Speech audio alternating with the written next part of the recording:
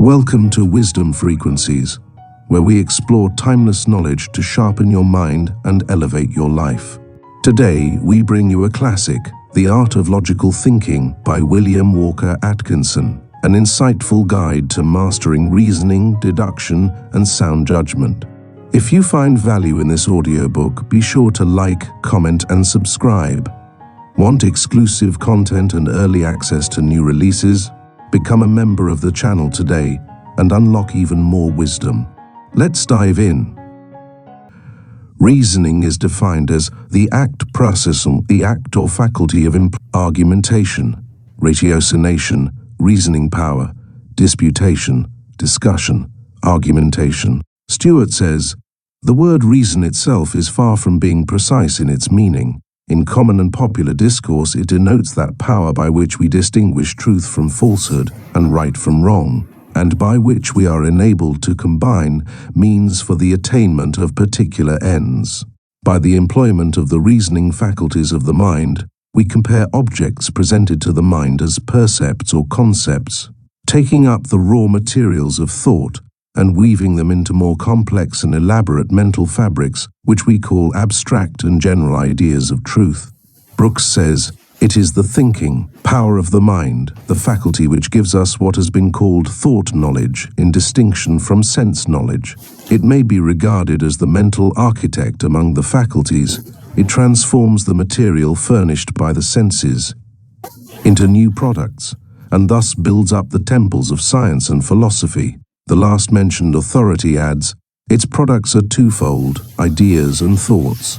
An idea is a mental product which, when expressed in words, does not give a proposition. A thought is a mental product which embraces the relation of two or more ideas. The ideas of the understanding are of two general classes, abstract ideas and general ideas. The thoughts are also of two general classes, those pertaining to contingent truth and those pertaining to necessary truth. In contingent truth, we have facts, or immediate judgments, and general truths including laws and causes, derived from particular facts. In necessary truth, we have axioms, or self-evident truths, and the truths derived from them by reasoning, called theorems. In inviting you to consider the processes of reasoning, we are irresistibly reminded of the old story of one of Molière's plays in which one of the characters expresses surprise on learning that he had been talking prose for 40 years without knowing it. As Jevons says in mentioning this, 99 people out of 100 might be equally surprised on hearing that they had been converting propositions, syllogizing, falling into paralogisms, framing hypotheses, and making classifications with genera and species. If asked whether they were logicians, they would probably answer, no. They would be partly right, for I believe that a large number even of educated persons have no clear idea of what logic is. Yet, in a certain way, everyone must have been a logician since he began to speak. So, in asking you to consider the processes of reasoning, we are not assuming that you never have reasoned. On the contrary, we are fully aware that you, in connection with every other person, have reasoned all your mature life. That is not the question. While everyone reasons, the fact is equally true that the majority of persons reason incorrectly. Many persons reason along lines far from correct and scientific, and suffer therefore and thereby. Some writers have claimed that the majority of persons are incapable of even fairly correct reasoning, pointing to the absurd ideas entertained by the masses of people as a proof of the statement. These writers are probably a little radical in their views and statements, but one is often struck with wonder at the evidences of incapacity for interpreting facts and impressions on the part of the general public. The masses of people accept the most absurd ideas as truth, providing they are gravely asserted by someone claiming authority. The most illogical ideas are accepted without dispute or examination, providing they are stated solemnly and authoritatively. Particularly in the respective fields of religion and politics, do we find this blind acceptance of illogical ideas by the multitude. Mere assertion by the leaders seems sufficient for the multitude of followers to acquiesce. In order to reason correctly, it is not merely necessary to have a good intellect. An athlete may have the proper proportions, good framework, and symmetrical muscles, but he cannot expect to cope with others of his kind unless he has learned to develop those muscles and to use them to the best advantage. And, in the same way, the man who wishes to reason correctly must develop his intellectual faculties, and must also learn the art of using them to the best advantage. Otherwise, he will waste his mental energy and will be placed at a disadvantage when confronted with a trained logician in argument or debate. One who has witnessed a debate or argument between two men equally strong intellectually, one of whom is a trained logician and the other lacking this advantage, will never forget the impression produced upon him by the unequal struggle.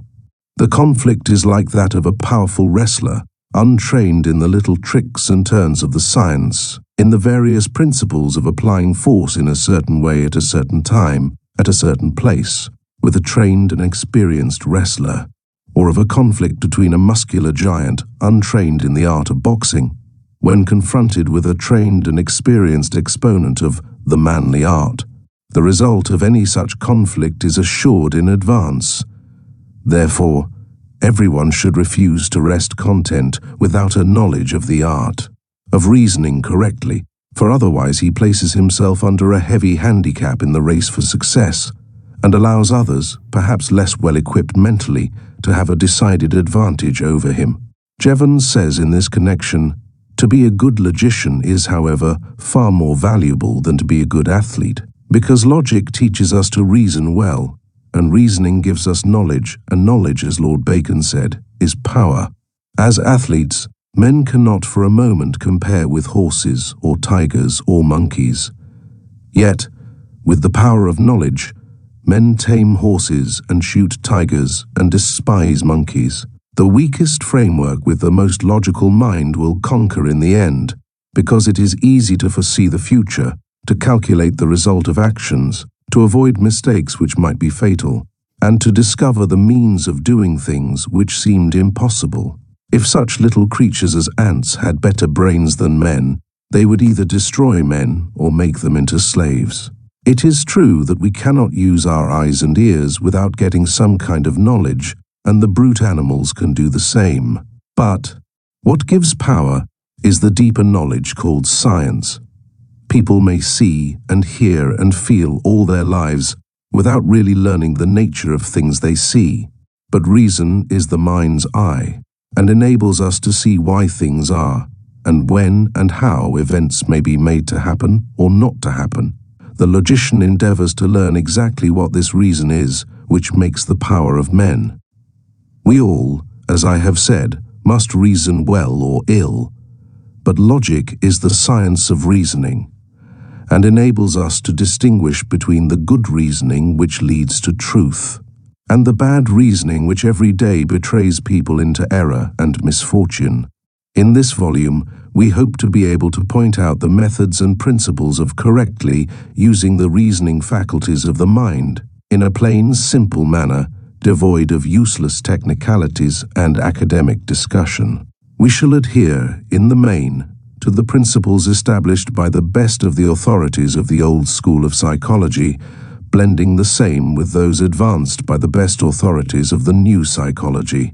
No attempt to make of this book a school textbook shall be made, for our sole object and aim is to bring this important subject before the general public, composed of people who have neither the time nor inclination to indulge in technical discussion nor academic hair-splitting, but who desire to understand the underlying working principles of the laws of reasoning. Chapter 2. The Process of Reasoning. The processes of reasoning may be said to comprise 4 general stages or steps, as follows. First, abstraction, by which is meant the process of drawing off and setting aside from an object, person or thing, a quality or attribute, and making of it a distinct object of thought. For instance, if I perceive in a lion the quality of strength, and am able to think of this quality abstractly and independently of the animal, if the term strength has an actual mental meaning to me, independent of the lion, then I have abstracted that quality. The thinking thereof is an act of abstraction, and the thought idea itself is an abstract idea. Some writers hold that these abstract ideas are realities, and not mere figments of fancy. As Brooks says, "The rose dies, but my idea of its color and fragrance remains." Other authorities regard abstraction as but an act of attention concentrated upon but the particular quality to the exclusion of others, and that the abstract idea has no existence apart from the general idea of the object in which it is included.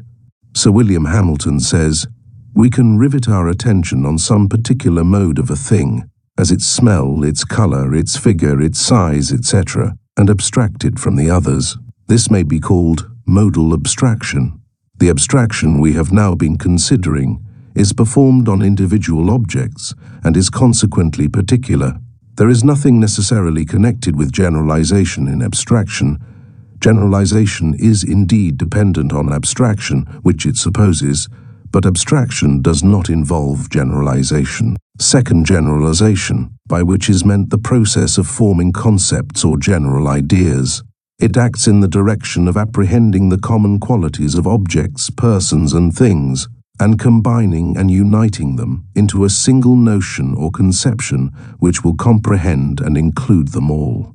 A general idea or concept differs from a particular idea in that it includes within itself the qualities of the particular and other particulars, and accordingly may be applied to any one of these particulars as well as to the general class.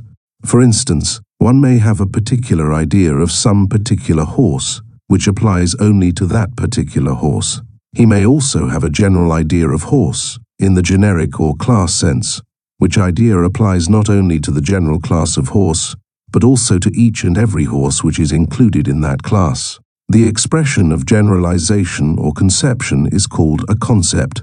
Third judgment, by which is meant the process of comparing two objects, persons, or things, one with another, and thus perceiving their agreement or disagreement.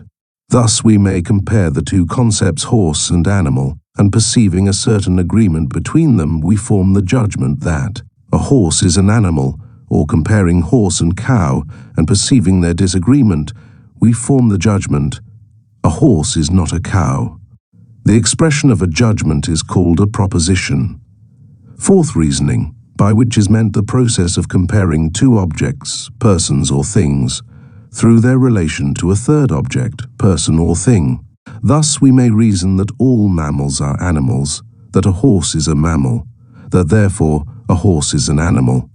The result of the reasoning being the statement that a horse is an animal. The most fundamental principle of reasoning, therefore, consists in the comparing of two objects of thought through and by means of their relation to a third object. The natural form of expression of this process of reasoning is called a syllogism. It will be seen that these four processes of reasoning necessitate the employment of the processes of analysis and synthesis, respectively. Analysis means a separating of an object of thought into its constituent parts, qualities or relations. Synthesis means the combining of the qualities, parts or relations of an object of thought into a composite whole. These two processes are found in all processes of reasoning. Abstraction is principally analytic, generalization or conception, chiefly synthetic. Judgment is either or both analytic or synthetic. Reasoning is either a synthesis of particulars in induction or an evolution of the particular from the general in deduction. There are two great classes of reasoning, viz., inductive reasoning, or the inference of general truths from particular truths, and deductive reasoning, or the inference of particular truths from general truths. Inductive reasoning proceeds by discovering a general truth from particular truths. For instance, from the particular truths that individual men die, we discover the general truth that all men must die. Or from observing that in all observed instances, ice melts at a certain temperature, we may infer that all ice melts at a certain temperature. Inductive reasoning proceeds from the known to the unknown. It is essentially a synthetic process. It seeks to discover general laws from particular facts. Deductive reasoning proceeds by discovering particular truths from general truths. Thus we reason that as all men die, John Smith, being a man, must die. Or that as all ice melts at a certain temperature, it follows that the particular piece of ice under consideration will melt at that certain temperature. Deductive reasoning is therefore seen to be essentially an analytical process. Mills says of inductive reasoning, "The inductive method of the ancients consisted in ascribing the character of general truths to all propositions which are true in all the instances of which we have knowledge." Bacon exposed the insufficiency of this method, and physical investigation has now far outgrown the Baconian conception.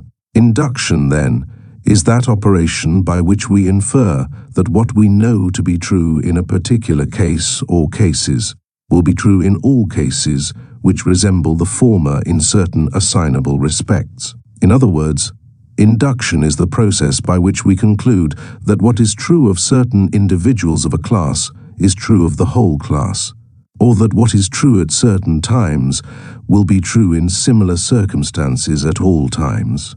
Regarding deductive reasoning, a writer says, "Deductive reasoning is that process of reasoning by which we arrive at the necessary consequences, starting from admitted or established premises." Brooks says, "The general truths from which we reason to, particulars are derived from several distinct sources. Some are intuitive, as the axioms of mathematics or logic. Some of them are derived from induction. Some of them are merely hypothetical, as in the investigation of the physical sciences. Many of the hypotheses and theories of the physical sciences are used as general truth for deductive reasoning, as the theory of gravitation, the theory of light, etc. Reasoning from the theory of universal gravitation, Leverrier discovered the position of a new planet in the heavens before it had been discovered by human eyes. Halleck points out the interdependence of inductive and deductive reasoning in the following words: "Man has to find out through his own experience, or that of others, the major premises from which he argues or draws his conclusions. By induction we examine what seems to us a sufficient number of individual cases. We then conclude that the rest of these cases, which we have not examined, will obey the same general laws. The premise, 'all cows chew the cud,' was laid down after a certain number of cows had been examined. If we were to see a cow 20 years hence, we should expect that she chewed her cud, after induction has classified certain phenomena and thus given us a major premise. We proceed deductively to apply the inference to any new specimen that can be shown to belong to that class. The several steps of deductive reasoning shall now be considered in turn as we proceed." Chapter 3. The Concept. In considering the process of thinking, we must classify the several steps or stages of thought that we may examine each in detail for the purpose of comprehending them combined as a whole. In actual thinking, these several steps or stages are not clearly separated in consciousness, so that each stands out clear and distinct from the preceding and succeeding steps or stages, but, on the contrary, they blend and shade into each other so that it is often difficult to draw a clear dividing line. The first step or stage in the process of thinking is that which is called a concept. A concept is a mental representation of anything. Prof. W. M. James says, "The function by which we mark off, discriminate, draw a line around, and identify a numerically distinct subject of discourse is called concept." Tion. There are 5 stages or steps in each concept as follows. I. Presentation. Formed, there must first be a presentation of the material from which the concept is to be formed. If we wish to form the concept animal, we must first have perceived an animal, probably several kinds of animals, horses, dogs, cats, cows, pigs, lions, tigers, etc. We must also have received impressions from the sight of these animals, which may be reproduced by the memory, represented to the mind. In order that we may have a full concept of animal, we should have perceived every kind of animal, for otherwise there would be some elements of the full concept lacking. Accordingly, it is practically impossible to have a full concept of anything. The greater the opportunities for perception, the greater will be the opportunity for conception. In other books of this series, we have spoken of the value and importance of the attention and of clear and full perception. Without an active employment of the attention, it is impossible to receive a clear perception of anything, and unless the perception has been before a concept may be clear, it is impossible for the mind to form a clear concept of the thing perceived. As Sir W.M. Hamilton has said, an act of attention, that is, an act of concentration, seems thus necessary to every exertion of consciousness, as a certain contraction of the pupil is requisite to every exertion of vision. Attention, then, is to consciousness what the contraction of the pupil is to sight, or to the eye of the mind what the microscope or telescope is to the bodily eye. It constitutes the half of all intellectual power. And Sir B. Brodie said, "It is attention, much more than in the abstract power of reasoning, which constitutes the vast difference which exists between minds of different individuals. And as Dr. Beattie says, the force with which anything strikes the mind is generally in proportion to the degree of attention bestowed upon it." Second comparison. Following the stage of presentation is the stage of comparison. We separate our general concept of animal into a number of sub-concepts, or concepts of various kinds of animals. We compare the pig with the goat, the cow with the horse, in fact, each animal with all other animals known to us. By this process, we distinguish the points of resemblance and the points of difference. We perceive that the wolf resembles the dog to a considerable degree, that it has some points of resemblance to the fox, and a still less distinct resemblance to the bear. Also that it differs materially from the horse, the cow, or the elephant. We also learn that there are various kinds of wolves, all bearing a great resemblance to each other, and yet having marked points of difference. The closer we observe the various individuals among the wolves, the more points of difference do we find. The faculty of comparison evidences itself in inductive reasoning, ability, and disposition to analyze, classify, compare, etc. Fowler says that those in whom it is largely developed reason clearly and correctly from conclusions and scientific facts up to the laws which govern them, discern the known from the unknown, detect error by its incongruity with facts, have an excellent talent for comparing, explaining, expounding, criticizing, exposing, etc. Prof. William James says, "Any personal or practical interest in the results to be obtained by distinguishing makes one's wits amazingly sharp to detect differences, and long training and practice in distinguishing has the same effect as personal interest. Both of these agencies give to small amounts of objective difference the same effectiveness upon the mind that, under other circumstances, only large ones would make." Third abstraction, following the stage of comparison, is that of abstraction. The term abstraction, as used in psychology, means the act or process of separating from the numerous qualities inherent in any object, the particular one which we wish to make the subject of observation and reflection, or the act of withdrawing the consciousness from a number of objects with a view to concentrate it on some particular one, the negative act of which attention is the positive. To abstract is to separate or set apart. In the process of abstraction in our consideration of animals, after having recognized the various points of difference and resemblance between the various species and individuals, we proceed to consider some special quality of animals, and, in doing so, we abstract, set aside, or separate the particular quality which we wish to consider. If we wish to consider the size of animals, we abstract the quality of size from the other qualities and consider animals with reference to size alone.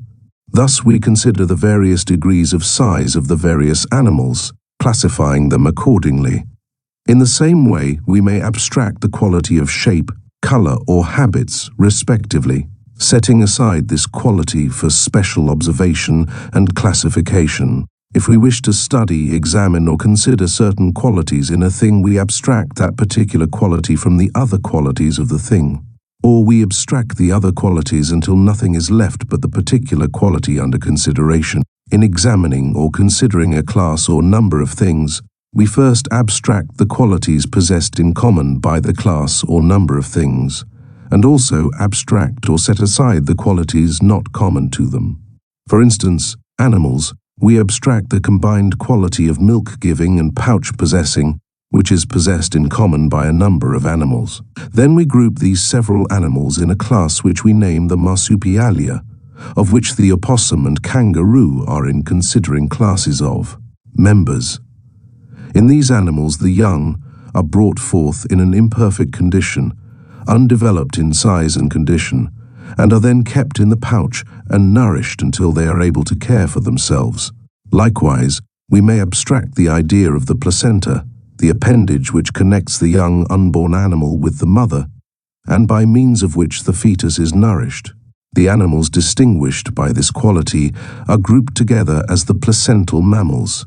The placental mammals are divided into various groups by an abstraction of qualities or class resemblance or difference, as follows: the edentata, or toothless creatures, such as the sloths, anteaters, armadillos, etc. The sirenia, so named from their fancied resemblance to the fabled sirens, among which class are the sea cows, manatees, dugongs, etc. The cetacea, or whale family, which, although fish-like in appearance, are really mammals, giving birth to living young which they nourish with breast milk, among which are the whales, porpoises, dolphins, etc. The ungulata, or hoofed animals, such as the horse, the tapir, the rhinoceros, the swine, the hippopotamus, the camel, the deer, the sheep, the cow, etc. The hyracoidea, having teeth resembling both the hoofed animals and the gnawing animals, of which the coney or rock rabbit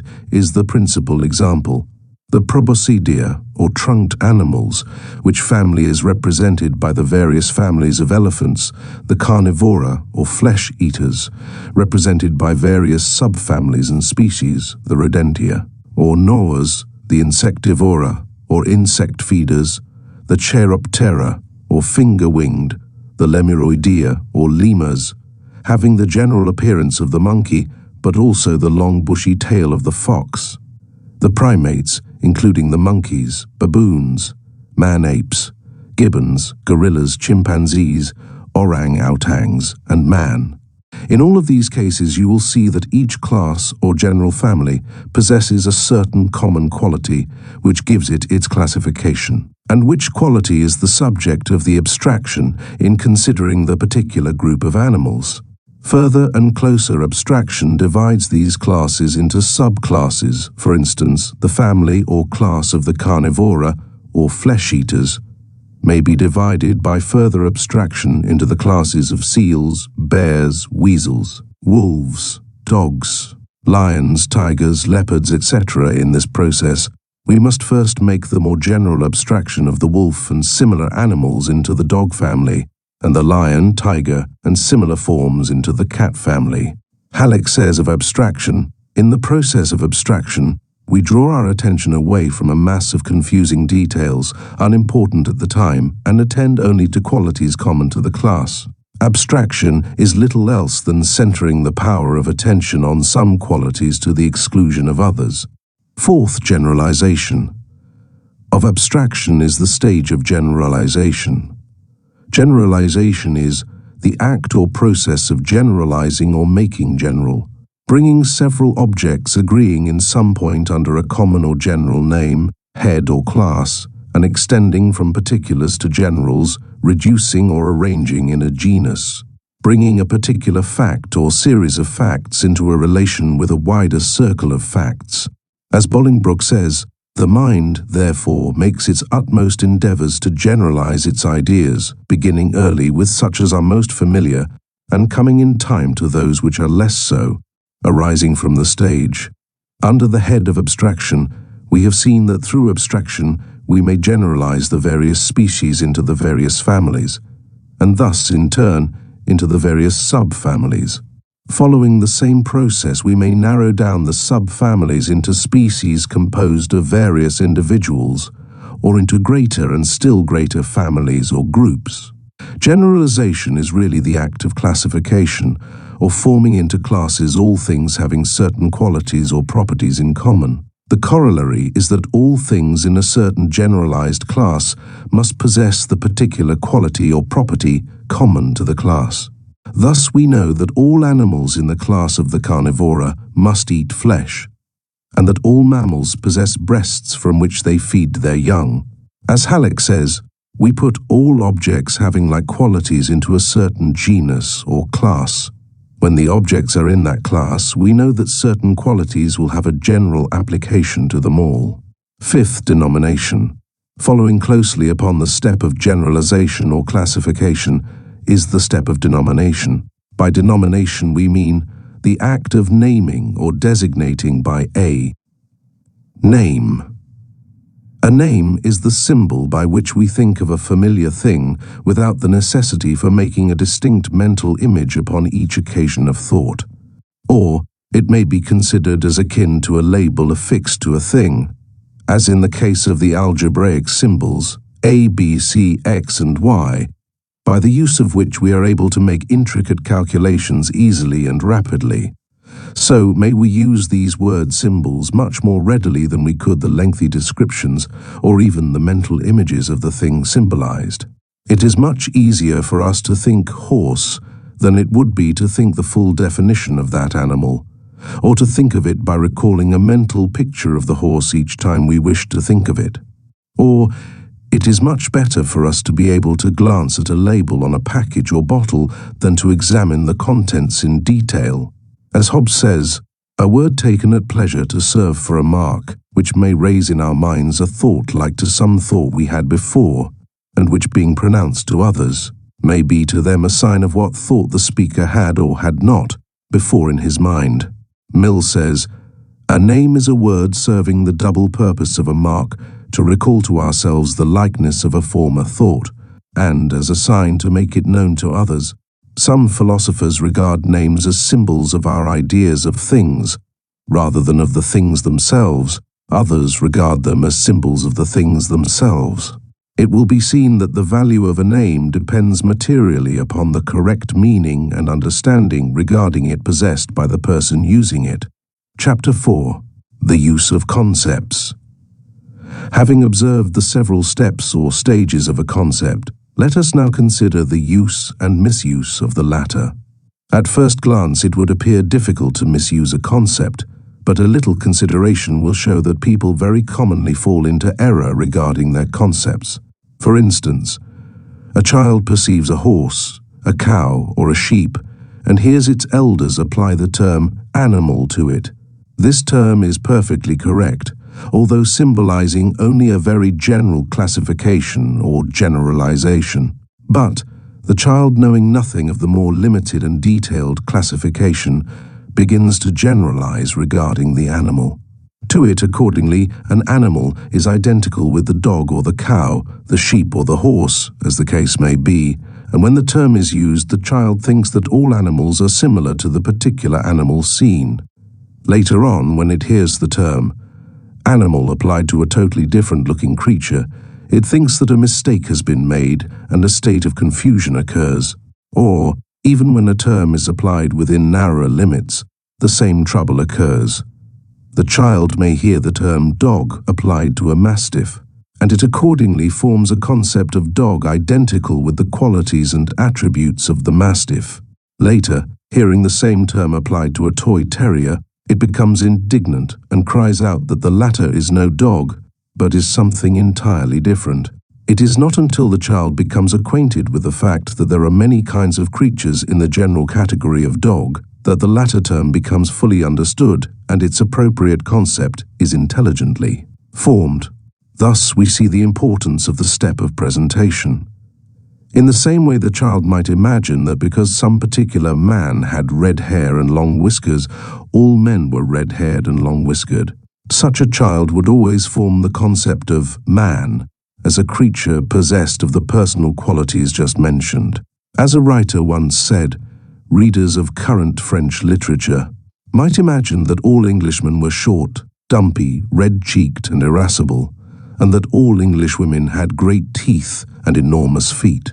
Also, that readers of English literature might imagine that all Frenchmen were like monkeys and all French women were sad coquettes.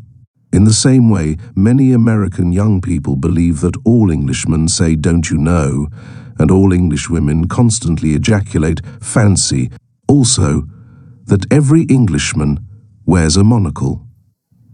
In the same way, the young English person, from reading the cheap novels of his own country, might well form the concept of all Americans as long-legged, chin-whiskered and big-nosed, saying, "Wall, I want to know, I reckon, and do tell," while they tilted themselves back in a chair with their feet on the mantelpiece. The concept of a Western man, entertained by the average Eastern person who has never traveled further west than Buffalo, is equally amusing. In the same way, we have known Western people who formed a concept of Boston people as partaking of a steady and continuous diet of baked beans and studiously reading Browning and Emerson between these meals. Halleck says, "A certain Norwegian child, 10 years old, had the quality white firmly embedded in his concept man. Happening one day to see a Negro for the first time, the child refused to call him a man until the Negro's other qualities compelled the child to revise his concept and to eliminate whiteness. If that child should ever see an Indian or a Chinaman, the concept would undergo still further revision. A girl of 6, reared with an intemperate father and brothers, had the quality of drunkenness firmly fixed in her concept of man. A certain boy kept, until the age of 11, trustworthiness in his concept of man. Another boy, until late in his teens, thought that man was a creature who did wrong not from determination but from ignorance, that any man would change his course to the right path if he could but understand that he was going wrong. Happening one day to hear of a wealthy man who was neglecting to provide comforts for his aged mother in her last sickness, the boy concluded that the man did not know his mother's condition. When he informed the man, the boy was told to mind his own business. The same day he heard of some politicians who had intentionally cheated the city in letting a contract, and he immediately revised his concept. It must be borne in mind that most of our concepts are subject to change during our entire life, that at first they are made only in a tentative way. That experience may show us at any time that they have been erroneously formed, that we have abstracted too little or too much, made this class too wide or too narrow, or that here a quality must be added, or there one taken away. Let us now consider the mental processes involved in the formation and use of a concept. We have first, as we have seen, the presentation of the crude material from which the concept must be formed. Our attention being attracted to or directed toward an object, we notice its qualities and properties. Then we begin a process of comparison of the object perceived or of our perception of it. We compare the object with other objects or ideas in our mind, noting similarities and differences, and thereby leading towards classification with similar objects and opposed dissimilar ones.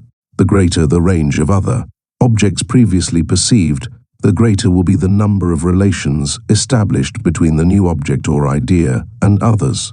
As we advance in experience and knowledge, the web of related objects and ideas becomes more intricate and complex. The relations attaching to the child's concept of horse is very much simpler than the concept of the experienced adult. Then we pass on to the step of analysis, in which we separate the qualities of the object and consider them in detail. The act of abstraction is an analytical process. Then we pass on to the step of synthesis, in which we unite the materials gathered by comparison and analysis, and thus form a general idea or concept regarding the object.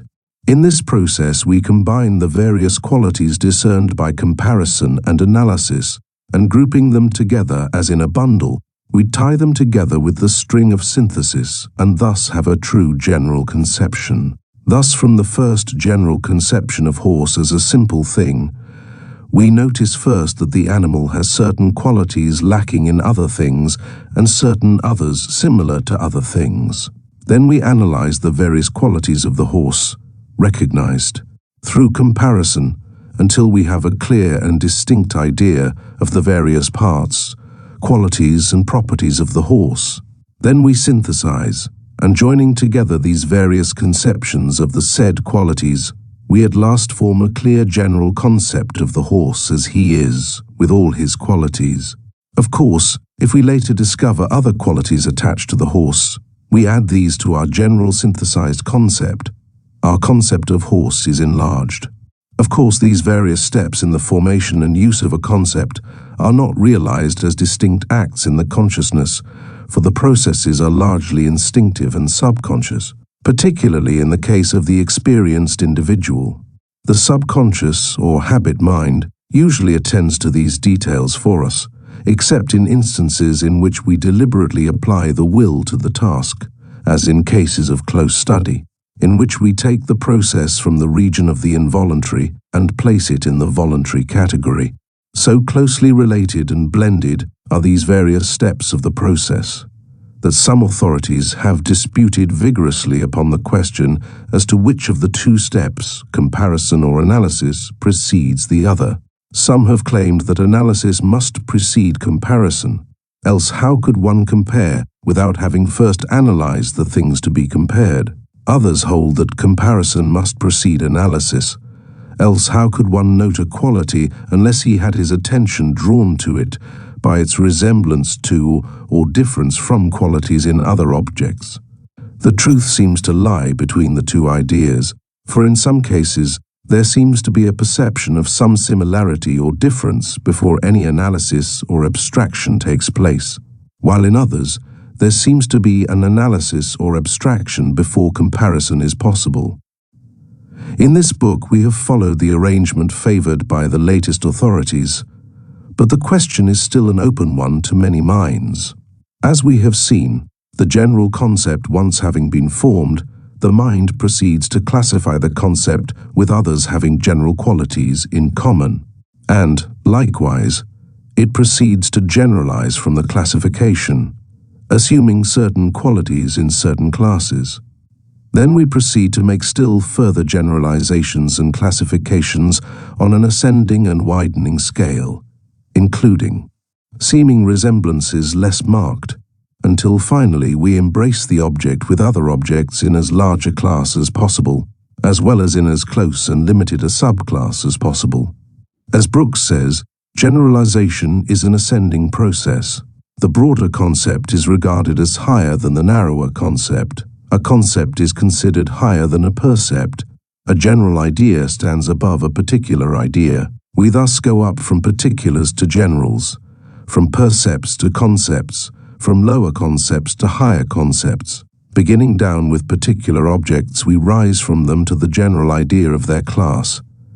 Having formed a number of lower classes, we compare them, as we did individuals, and generalize them into higher classes. We perform the same process with these higher classes, and thus proceed until we are at last arrested in the highest class. Being, having reached the pinnacle of generalization, we may descend the ladder by reversing the process through which we ascend. From this process of generalization, or synthesis, we create from our simple concepts our general concepts. Some of the older authorities distinguished between these two classes by terming the former conceptions and reserving the term concepts for the general concepts. Brooks says of this, "The products of generalization are general ideas called concepts. We have already discussed the method of forming conceptions and now consider the nature of the concept itself.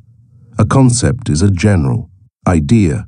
It is a general notion which has in it all that is common to its own class. It is a general scheme which embraces all the individuals of the class while it resembles in all respects none of its class. Thus my conception of a quadruped has in it all four-footed animals, but it does not correspond in all respects to any particular animals. My conception of a triangle embraces all triangles, but does not agree in details with any particular triangle. The general conception cannot be made to fit exactly any particular object, but it teems with many particulars.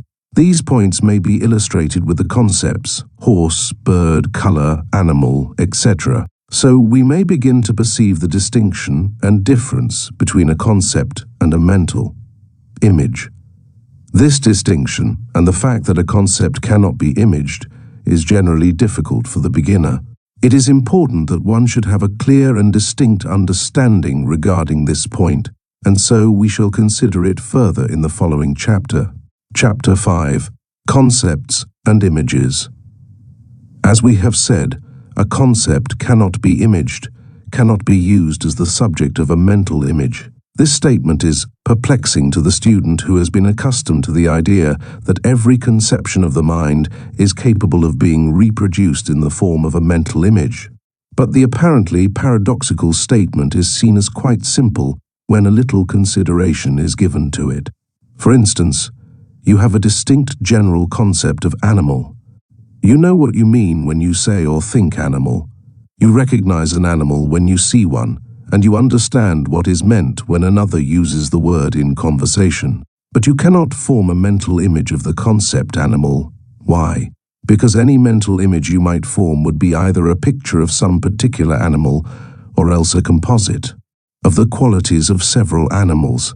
Concept is too broad and general to allow of a composite picture of all animals. And, in truth, your concept is not a picture of anything that actually exists in one particular, but an abstract idea embracing the qualities of all animals. It is like the algebraic X, a symbol for something that exists, but not the thing you're itself. As Brooks says, represented by a concrete image, evident from its being general rather than particular. If its color, size, or shape is fixed by an image, it is no longer general but particular. And Halleck says, it is impossible to image anything without giving that image individual marks. The best mental images are so definite that a picture could be painted from them. A being might come under the class man and have a snub nose, blonde hair, scanty eyebrows, and no scar on his face. The presence of one of these individual peculiarities in the concept man would destroy it. If we form an image of an apple, it must be either of a yellow, red, green, or russet apple. Either as large as a pippin or as a concept cannot be this is. Small as a crab apple. A boy was asked what he thought of when apple was mentioned. He replied that he thought of a big, dark red apple with a bad spot on one side near the top. That boy could image distinctly, but his power of forming concepts was still in its infancy. So we see that while a mental image must picture the particular and individual qualities, properties and appearances of some particular unit of a class, a concept can and must contain only the class qualities, that is, the qualities belonging to the entire class. The general concept is, as has been said, a general idea, a general notion which has in it all that is common to its own class, and it follows that a general idea of this kind cannot be pictured. A picture must be of some particular thing, while a concept is something above and higher than particular things.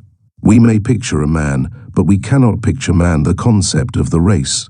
A concept is not a reproduction of the image of a thing, but on the contrary is an idea of a class of things. We trust that the student will consider this point until he arrives at a clear understanding of the distinction and the reason thereof. But, while a concept is incapable of being pictured mentally as an image, it is true that some particular representative of a class may be held in the mind or imagination as an idealized object. As a general representative of the class, when we speak or think of the general term or concept, providing that its real relation to the concept is recognized. These idealized objects, however, are not concepts, they are percepts reproduced by the memory. It is important, however, to all who wish to convey their thought plainly, that they be able to convert their concepts into idealized representative objects. Otherwise, they tend to become too idealistic and abstract for common comprehension. As Halleck well says, we should in all cases be ready to translate our concepts, when occasion requires, into the images of those individuals which the concept represents. A concept means nothing except in reference to certain individuals. Without them, it could never have had existence, and they are entitled to representation. A man who cannot translate his concepts into definite images of the proper objects is fitted neither to teach, preach, nor practice any profession. There was, not long ago, a man very fond of talking about fruit in the abstract, but he failed to recognize an individual cranberry when it was placed before him. A humorist remarked that a certain metaphysician had such a love for abstractions and such an intense dislike for concrete things as to refuse to eat a concrete peach when placed before him. In the beginning, many students are perplexed regarding the difference between a percept and a concept. The distinction is simple when properly considered. A percept is the object of an act of perception, that which is perceived. A concept is a mental representation. Brooks makes the following distinction. A percept is the mental product of a real thing. A concept is a mere idea or notion of the common attributes of things. A percept represents some particular object. A concept is not particular, but general. A percept can be described by particulars. A concept can be described only by generals. The former can usually be represented by an image. The latter cannot be imagined. It can only be thought. Thus one is able to image the percept of a particular horse which has been perceived, but he is unable to image correctly the concept of horse as a class or generic term. In connection with this distinction between perception and conception, we may as well consider the subject of apperception, a term favored by many modern psychologists, although others steadfastly decline to recognize its necessity or meaning and refuse to employ it. Apperception may be defined as perception accompanied by comprehension, perception accompanied by recognition. The thing perceived is held to be comprehended or recognized, that is, perceived in a new sense, by reason of certain previously acquired ideas in the mind. Halleck explains it as the perception of things in relation to the ideas which we already possess. It follows that all individuals possessed of equally active organs of perception and equally active attention will perceive the same thing in the same way and in the same degree, but the apperception of each individual will differ and vary according to his previous experience and training, temperament and taste, habit and custom. For instance, the familiar story of the boy who climbed a tree and watched the passers-by, noting their comments. The first passer, by noticing the tree, says aloud, "That would make a good stick of timber." "Good morning, Mr. Carpenter," said the boy. The next man said, "That tree has fine bark." "Good morning, Mr. Tanner," said the boy. Another said, "I bet there's a squirrel's nest up in that tree."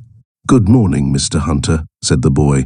The woman sees in a bird something pretty and cunning. The hunter sees in it something to kill. The ornithologist sees it as something of a certain genus and species, and perhaps also as something appropriate for his collection. The farmer perceives it to be something destructive of either insects or crops. A thief sees a jail as something to be dreaded, an ordinary citizen, something useful for confining objectionable people, a policeman, something in the line of his business, and so on, the apperception differing upon the previous experience of the individual. In the same way, the scientist sees in an animal or rock many qualities of which the ordinary person is ignorant. Our training, experience, prejudices, etc. affect our apperception. And so, we see that in a measure, our concepts are determined not only by our simple perceptions, but also materially by our apperceptions. We conceive things not only as they are apparent to our senses, but also as colored and influenced by our previous impressions and ideas. For this reason, we find widely varying concepts of the same things among different individuals. Only an absolute mind could form an absolute concept. Chapter 6. Terms. In logic, the words concept and term are practically identical, but in the popular usage of the terms there is a distinct difference. This difference is warranted if we depart from the theoretical phase of logic, for the word concept really denotes an idea in the mind, while the word term really denotes a word or name of an idea or concept, the symbol of the latter. In a previous chapter, we have seen that denomination, or the act of naming or designating by a name, is the final step or stage in forming a concept, and it is a fact that the majority of the words in the languages of civilized people denote general ideas or concepts. As Brooks says, to give each individual or particular idea a name peculiar to itself would be impracticable and indeed impossible. The mind would soon become overwhelmed with its burden of names. Nearly all the ordinary words of our language are general rather than particular. The individuals distinguished by particular names, excepting persons and places, are comparatively few. Most objects are named only by common nouns. Nearly all of our verbs express general actions. Our adjectives denote common qualities, and our adverbs designate classes of actions and qualities. There are very few words in the language, besides the names of persons and places, that do not express general ideas. In logic, the word term is employed to denote any word or words which constitute a concept. The word concept is employed strictly in the sense of a subject of thought, without reference to the words symbolizing it.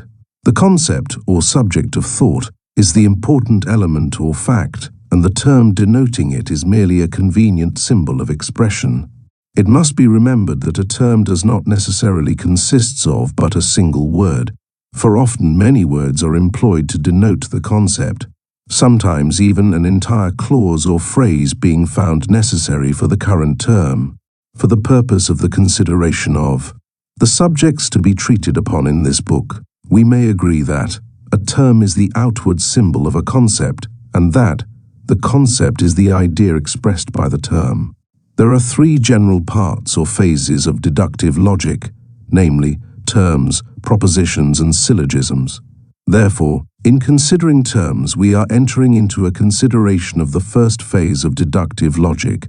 Unless we have a correct understanding of terms, we cannot expect to understand the succeeding stages of deductive reasoning. As Jevons says, when we join terms together, we make a proposition. When we join propositions together, we make an argument or piece of reasoning. We should generally get nothing but nonsense if we were to put together any terms and any propositions and to suppose that we were reasoning. To produce a good argument, we must be careful to obey certain rules, which it is the purpose of logic to make known. But, in order to understand the matter perfectly, we ought first to learn exactly what a term is and how many kinds of terms there may be. We have next to learn the nature of a proposition and the different kinds of propositions. Afterwards, we shall learn how one proposition may by reasoning be drawn from other propositions in the kind of argument called the syllogism. Now, having seen that terms are the outward symbols or expression of concepts, and are the names of things which we join together in a proposition, let us proceed to consider the different kinds of terms, following the classifications adopted by the authorities. A term may contain any number of nouns, substantive or adjective, or it may contain but a single noun. Thus in tigers are ferocious, the first term is the single substantive tigers. The second term is the single adjective ferocious. And in the proposition, the King of England is the Emperor of India, there are two terms, each composed of two nouns, King of England being the first term, and Emperor of India being the second term. The proposition, the Library of the British Museum is the greatest collection of books in the world, contains 15 words but only two terms. The first term being the Library of the British Museum, in which are two substantives, one adjective, two definite articles and one preposition, the second term being the greatest collection of books in the world, which contains three substantives, one adjective, two articles, and two prepositions. The above illustration is supplied by Jevons, who adds, a logical term, then, may consist of any number of nouns, substantive or adjective with the articles, prepositions and conjunctions required to join them together. Still, it is only one term if it points out, or makes us think of a single object, or collection, or class of objects. The first classification of terms divides them into two general classes, viz., singular terms and general terms.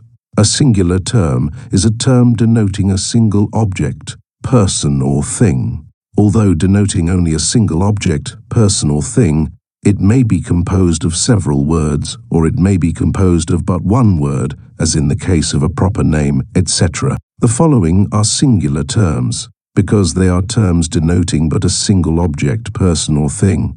Europe, Min, Minnesota, Socrates, Shakespeare, the first man, the highest good, the first cause, the King of England, the British Museum, the Commissioner of Public Works, the main street of the city of New York.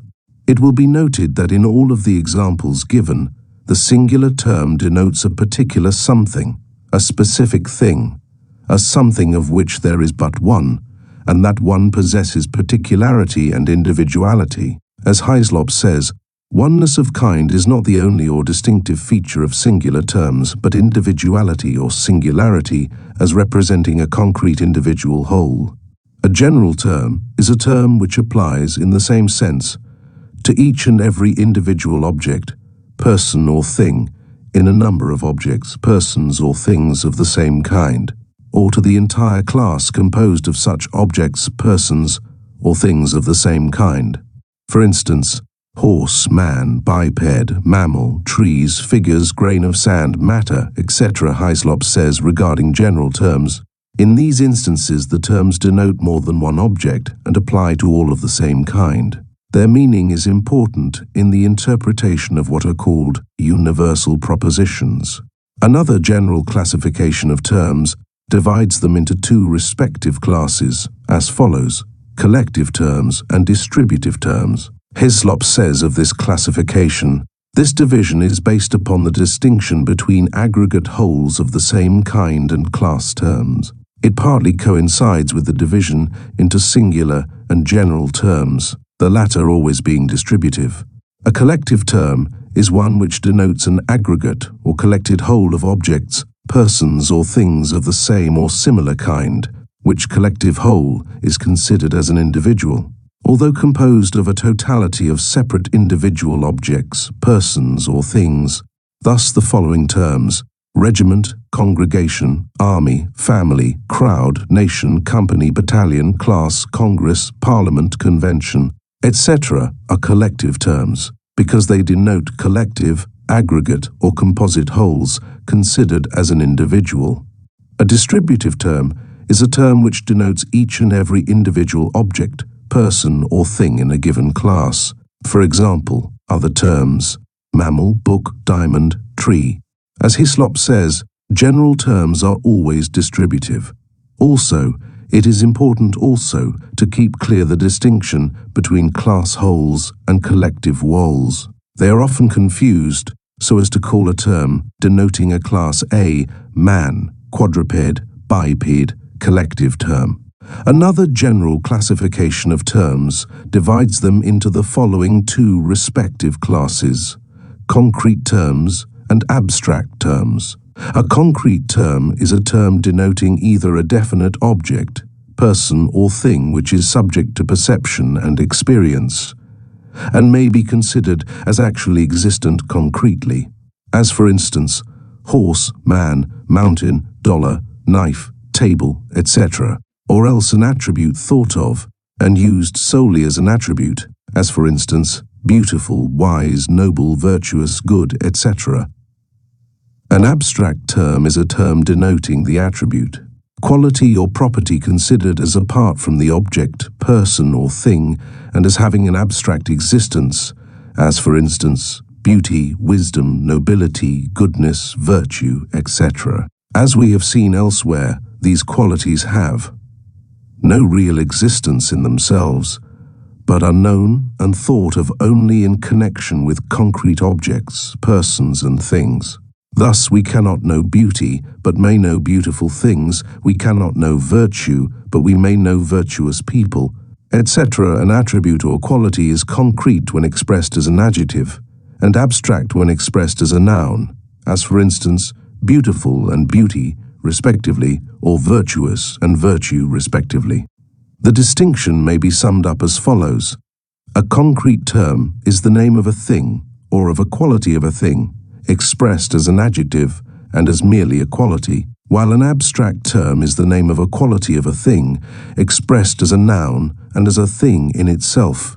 Certain terms may be used as either concrete terms or as abstract terms, and certain authorities have seen fit to classify them as mixed terms, as for instance the terms government, religion, philosophy, etc. Another general classification of terms divides them into two respective classes as follows: positive terms and negative terms. A positive term is a term which denotes its own qualities, as for instance good, human, large, square, black, strong, etc. These terms indicate the presence of the quality denoted by the term itself. A negative term is a term denoting the absence of a quality, as for instance inhuman, inorganic, unwell, unpleasant, non-conducive, etc. These terms deny the presence of certain qualities, rather than asserting the presence of an opposite quality. They are essentially negative in nature and in form. Jevons says, "We may usually know a negative term by its beginning with one of the little syllables un, in, a, an, non, or by its ending with less." Hislop says, "The usual symbols of negative terms are in, un, less, dis, a or an, anti, mis, and sometimes de and non and not." Jevons adds, "If the English language were a perfect one, every term ought to have a negative term exactly corresponding to it, so that all adjectives and nouns would be in pairs. Just as convenient has its negative inconvenient, metallic, non-metallic, logical, illogical, and so on, so blue should have its negative, non-blue, literary, non-literary, paper, non-paper." But many of these negative terms would be seldom or never used, and if we happen to want them, we can make them for the occasion by putting not or non before the positive term. Accordingly, we find in the dictionary only those negative terms which are much employed. The last named authority also says, "Sometimes the same word may seem to have two or even more distinct negatives. There is much difference between undressed and not dressed, that is, not in evening dress. Both seem to be negatives of dressed, but this is because the word has two distinct meanings. Some authorities insist upon closer and further classification, as for instance in the case of what they call a privative term, denoting the absence of qualities once possessed by the object, person, or thing, as deaf, dead, blind, dark, etc. Hislop says that these terms are positive in form and negative in matter or meaning. Also in the case of what they call a negopositive term, denoting the presence of a positive quality expressed in a negative manner, as disagreeable, inhuman, invaluable, etc. These last-mentioned classes, however, are regarded by some as the result of carrying too far the tendency toward classification and the two general classes. Positive and negative are thought sufficient for the purpose of the general student. The same objection applies to a classification occasionally made, i.e., that which is called an infinitated term, denoting a term the intent of which is to place in a distinct category every object, person, or thing, other than that expressed in the corresponding positive term. The intent of the term is to place the positive idea in one class and all else into a separate one. Examples of this class of terms are found in not I, not animal, not tree, unmoral, etc. Hislop says of these terms, they are not always, if ever, recognized as rhetorically elegant, but are valuable often to make clear the really negative or infinitatively negative nature of the idea in mind. Another general classification of terms divides them into two respective classes as follows: absolute terms and relative terms. An absolute term is a term denoting the presence of qualities intrinsic to the object, and not depending upon any relation to any other object, as for instance, man, book, horse, gun, etc. These terms may be related to many other terms, but are not necessarily related to any other. A relative term is a term denoting certain necessary relations to other terms, as for instance, father, son, mother, daughter, teacher, pupil, master, servant, etc. Thus it is impossible to think of child except in relation to parent, or vice versa.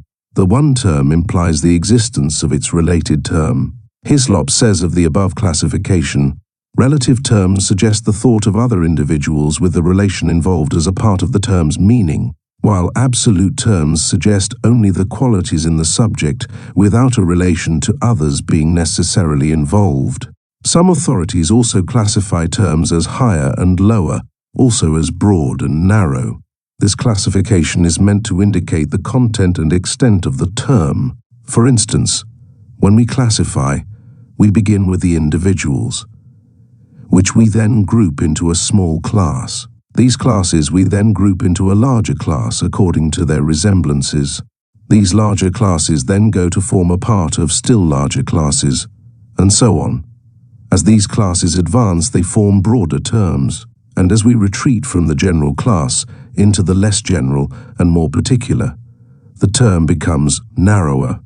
By some, the broader term which includes the narrower is called the higher term, and the narrower are called the lower terms. Thus, animal would be a higher and broader term than dog, cat, or tiger, because it includes the latter. Brooks says, since a concept is formed by the union of the common attributes of individuals, it thus embraces both attributes and individuals. The attributes of a concept constitute what is called its content. The individuals it embraces constitute its extent. Accordingly, the feature of including objects in a concept or term is called its extension, while the feature of including attributes or qualities is called its intension. It follows as a natural consequence that the greater the extension of a term, the less its intension; the greater its intention, the less its extension. We will understand this more clearly when we consider that the more individuals contained in a term, the fewer common properties or qualities it can contain, and the more common properties, the fewer individuals. As Brooks says, the concept man has more extension than poet, orator, or statesman, since it embraces more individuals, and less intention, since we must lay aside the distinctive attributes of poet, orator, and statesman in order to unite them in a common class man. In the same way, the general term animal is quite extended, for it includes a large number of individual varieties of very different and varied characteristics and qualities, as for instance, the lion, camel, dog, oyster, elephant, snail, worm, snake, etc. Accordingly, its intension must be small, for it can include only the qualities common to all animals, which are very few indeed. The definition of the term shows how small is its intention as animal, an organic being rising above a vegetable in various respects, especially in possessing sensibility, will, and the power of voluntary motion. Another narrows the intention still further when he defines animal as a creature which possesses or has possessed life. Halleck says, animal is very narrow in intention, very broad in extension. There are few qualities common to all animals, but there is a vast number of animals. To give the full meaning of the term in extension, we should have to name every animal, from the microscopic infusoria to the tiger, from the angleworm to the whale. When we decrease the extension to one species of animal, horse, the individuals are fewer, the qualities more numerous. The importance of forming clear and distinct concepts and of grouping, classifying, and generalizing these into larger and broader concepts and terms is recognized by all authorities and is generally regarded as forming the real basis of all constructive thought. As Brooks says, generalization lies at the basis of language. Only as man can form general conceptions is it possible for him to form a language. Nearly all the ordinary words in our language are general rather than particular. This power of generalization lies also at the basis of science. Had we no power of forming general ideas, each particular object would be a study by itself, and we should thus never pass beyond the very alphabet of knowledge. Judgments, except in the simplest form, would be impossible, and it is difficult to see how even the simplest form of the syllogism could be constructed. No general conclusion could be drawn from particulars, nor particular conclusions from generals, and thus neither inductive nor deductive reasoning would be possible. The classifications of science could not be made, and knowledge would end at the very threshold of science. Chapter 7. The meaning of terms. Every term has its meaning, or content, as some authorities prefer to call it. The word or words of which the term is composed are merely vocal sounds, serving as a symbol for the real meaning of the term, which meaning exists only in the mind of the person understanding it. To one not understanding the meaning of the term, the latter is but as a meaningless sound, but to one understanding it, the sound awakens mental associations and representation, and thus serves its purpose as a symbol of thought. Each concrete general term has two meanings: the actual concrete thing, person or object to which the term is applied, and the qualities, attributes or properties of those objects, persons or things in consequence of which the term is applied. For instance, in the case of the concrete term book, the first meaning consists of the general idea of the thing which we think of as a book, and the second meaning consists of the various qualities which go to make that thing a book, as the printed pages, the binding, the form, the cover, etc. Not only is that particular thing a book, but every other thing having the same or similar properties also must be a book. And so, whenever I call a thing a book, it must possess the said qualities. And whenever I combine the ideas of these qualities in thought, I must think of a book. As Jevons says, in reality, every ordinary general term has a double meaning. It means the things to which it is applied. It also means, in a totally different way, the qualities and peculiarities implied as being in the things. Logicians say that the number of things to which a term applies is the extension of the term, while the number of qualities or peculiarities implied is the intention. The extension and intention of terms has been referred to in the previous chapter. The general classification of the degrees of extension of a general term is expressed by the two terms, genus and species, respectively. The classification of the character of the intention of a term is expressed by the term difference, property and accident, respectively. Genus is a term indicating a class of objects containing several species, a class more extensive than a species, a universal which is predicable of several things of different species. Species is a term denoting a smaller class of objects than a genus, and of two or more of which a genus is composed, a predicable that expresses the whole essence of its subject insofar as any common term can express it. An authority says, and genus are merely relative, and the same common term may, in one case, be the species which is predicated of an individual, and in another case the individual of which a species is predicated. Thus the individual, George, belongs to the logical species man, while man is an individual of the logical species animal. Jevons says, it is desirable to have names by which to show that one class is contained in another, and accordingly we call the class which is divided into two or more smaller ones the genus, and the smaller ones into which it is divided the species. Animal, the name species, is a genus of which man is a species, while man, in turn, is a genus of which Caucasian is a species, and Caucasian, in turn, becomes a genus of which Socrates becomes a species. The student must avoid confusing the logical meaning of the terms genus and species with the use of the same terms in natural history. Each class is a genus to the class below it in extension, and each class is a species to the class above it in extension. At the lowest extreme of the scale, we reach what is called the infima species, which cannot be further subdivided, as for instance Socrates. This lowest species must always be an individual object, person or thing. At the highest extreme of the scale we reach what is summum genus, or highest genus, which is never a species of anything, for there is no class higher than it, as for instance being, existence, reality, truth, the absolute, the infinite, the ultimate, etc. Hyslop says, in reality there is but one summum genus, while there may be an indefinite number of infime species. All intermediate terms between these extremes are sometimes called subalterns, as being either genera or species, according to the relation in which they are viewed. Passing on to the classification of the character of the intension of terms, we find difference, a term denoting the mark or marks by which the species is distinguished from the rest of the genus, the specific characteristic.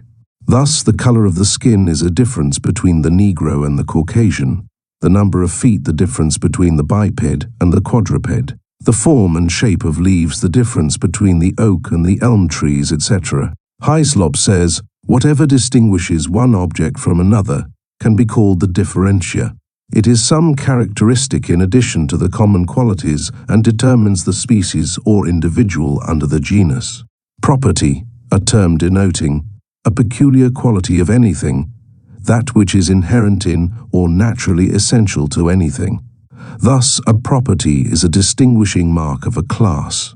Thus, black skin is a property of the Negro race, 4 feet a property of quadrupeds, a certain form of leaf a property of the oak tree.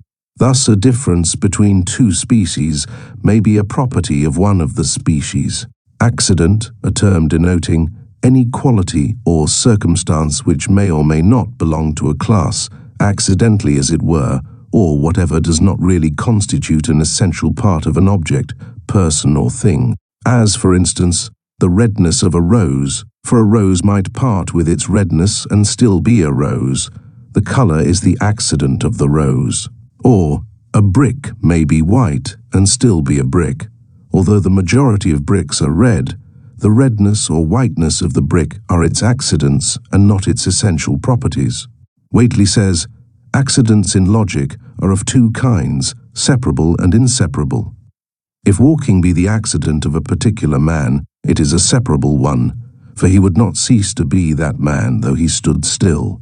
While, on the contrary, if Spaniard is the accident connected with him, it is an inseparable one, since he never can cease to be, ethnologically considered, what he was born. Arising from the classification of the meaning or content of terms, we find the process termed definition. Definition is a term denoting an explanation of a word or term. In logic, the term is used to denote the process of analysis in which the properties and differences of a term are clearly stated. Kinds of definitions is what is called a real definition, which Whately defines as a definition which explains the nature of the thing by a particular name. There is also what is called a physical definition, which is a definition made by enumerating such parts as are actually separable, such as the hull, masts, etc., of a ship.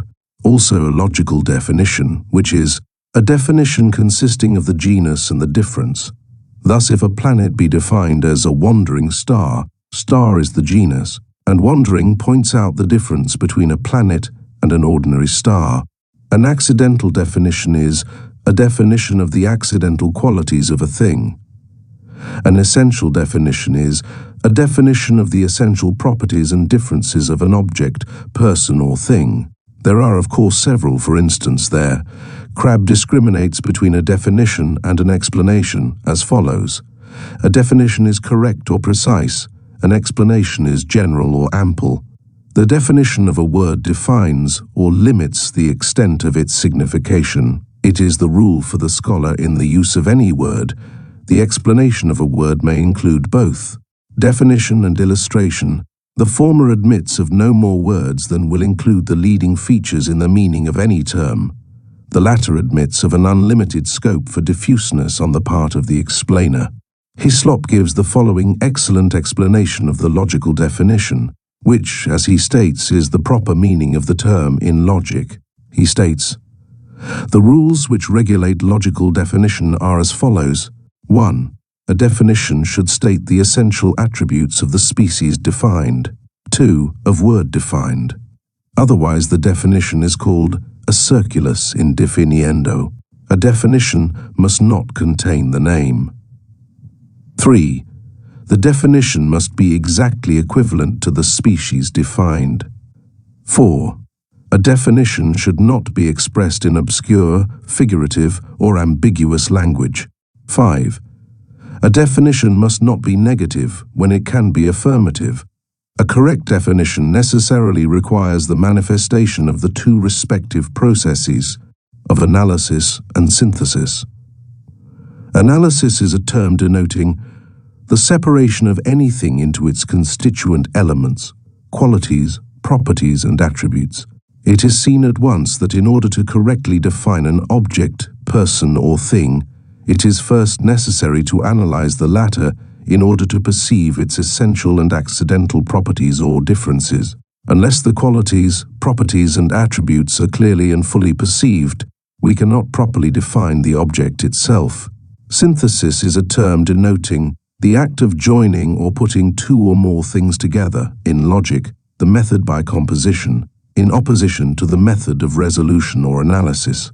In stating a definition, we must necessarily join together the various essential qualities, properties, and attributes which we have discovered by the process of analysis. And the synthesized combination, considered as a whole, is the definition of the object expressed by the term. Chapter 8. Judgments. The first step in the process of reasoning is that of conception or the forming of concepts. The second step is that of judgment or the process of perceiving the agreement or disagreement of two conceptions. Judgment in logic is defined as the comparing together in the mind of two notions, concepts or ideas, which are the objects of apprehension, whether complex or incomplex, and pronouncing that they agree or disagree with each other, or that one of them belongs or does not belong to the other. Judgment is therefore affirmative or negative. When we have in our mind two concepts, we are likely to compare them one with the other, and to thus arrive at a conclusion regarding their agreement or disagreement. This process of comparison and decision is what, in logic, is called judgment. In every act of judgment, there must be at least two concepts to be examined and compared. This comparison must lead to a judgment regarding their agreement or disagreement. For instance, we have the two concepts, horse and animal. We examine and compare the two concepts and find that there is an agreement between them. We find that the concept horse is included in the higher concept of animal, and therefore we assert that the horse is an animal. This is a statement of agreement and is therefore a positive judgment. We then compare the concepts horse and cow and find a disagreement between them, which we express in the statement of the judgment that the horse is not a cow. This judgment, stating a disagreement, is what is called a negative judgment. In the above illustration of the comparison between the concepts horse and animal, we find that the second concept animal is broader than the first. Horse, so broad in fact that it includes the latter. The terms are not equal, for we cannot say, in truth, that an animal is the horse. We may, however, include a part of the broader conception with the narrower, and say, some animals are horses. Sometimes both concepts are of equal rank, as when we state that man is a rational animal. In the process of judgment, there is always the necessity of the choice between the positive and the negative.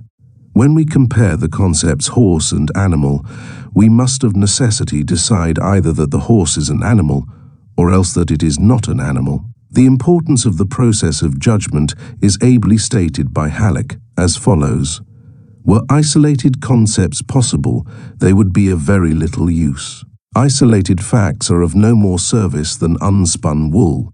We might have a concept of a certain class of three-leaved ivy, as we might also of poisons. Unless judgment linked these two concepts and decided that this species of ivy is poisonous, we might take hold of it and be poisoned. We might have a concept of bread and also one of meat, fruit, and vegetables.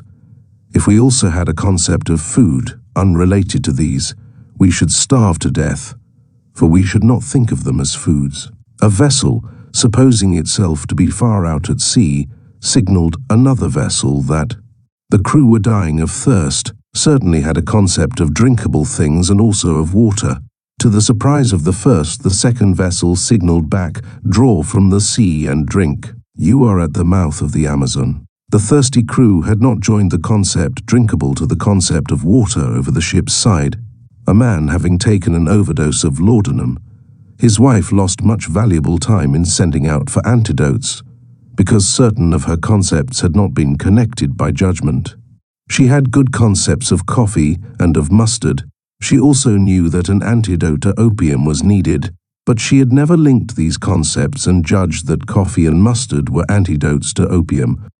The moment she formed that judgment, she was a wiser woman, for her knowledge was related and usable. Judgment is the power revolutionizing the world. The revolution is slow because nature's forces are so complex, so hard to be reduced to their simplest forms, and so disguised and neutralized by the presence of other forces. Fortunately, judgment is ever silently working and comparing things that, to past ages, have seemed dissimilar, and it is continually that crew, abstracting and leaving out of the field of view those qualities which have simply served to obscure the point at issue. Judgment may be both analytic or synthetic in its processes, and it may be neither. When we compare a narrow concept with a broader one, as a part with a whole, the process is synthetic or an act of combination. When we compare a part of a concept with another concept, the process is analytic. When we compare concepts equal in rank or extent, the process is neither synthetic nor analytic. Thus, in the statement that a horse is an animal, the judgment is synthetic. In the statement that some animals are horses, the judgment is analytic. In the statement that a man is a rational animal, the judgment is neither analytic nor synthetic. Brooks says, in one sense, all judgments are synthetic. A judgment consists of the union of two ideas, and this uniting is a process of synthesis. This, however, is a superficial view of the process. Such a synthesis is a mere mechanical synthesis. Below this is a thought process which is sometimes analytic, sometimes synthetic, and sometimes neither analytic nor synthetic. The same authority states, the act of mind described is what is known as logical judgment. Strictly speaking, however, every intelligent act of the mind is accompanied with a judgment. To know is to discriminate and, therefore, to judge. Every sensation or cognition involves a knowledge, and so a judgment that it exists. The mind cannot think at all without judging. To think is to judge. Even in forming the notions which judgment compares, the mind judges. Every notion or concept implies a previous act of judgment to form it. In forming a concept, we compare the common attributes before we unite them, and comparison is judgment. It is thus true that every concept is a contracted judgment, every judgment an expanded concept. This kind of judgment, by which we affirm the existence of states of consciousness, discriminate qualities, distinguish percepts and form concepts, is called primitive or psychological judgment. In logical judgment there are two aspects, i.e., judgment by extension and judgment by intention.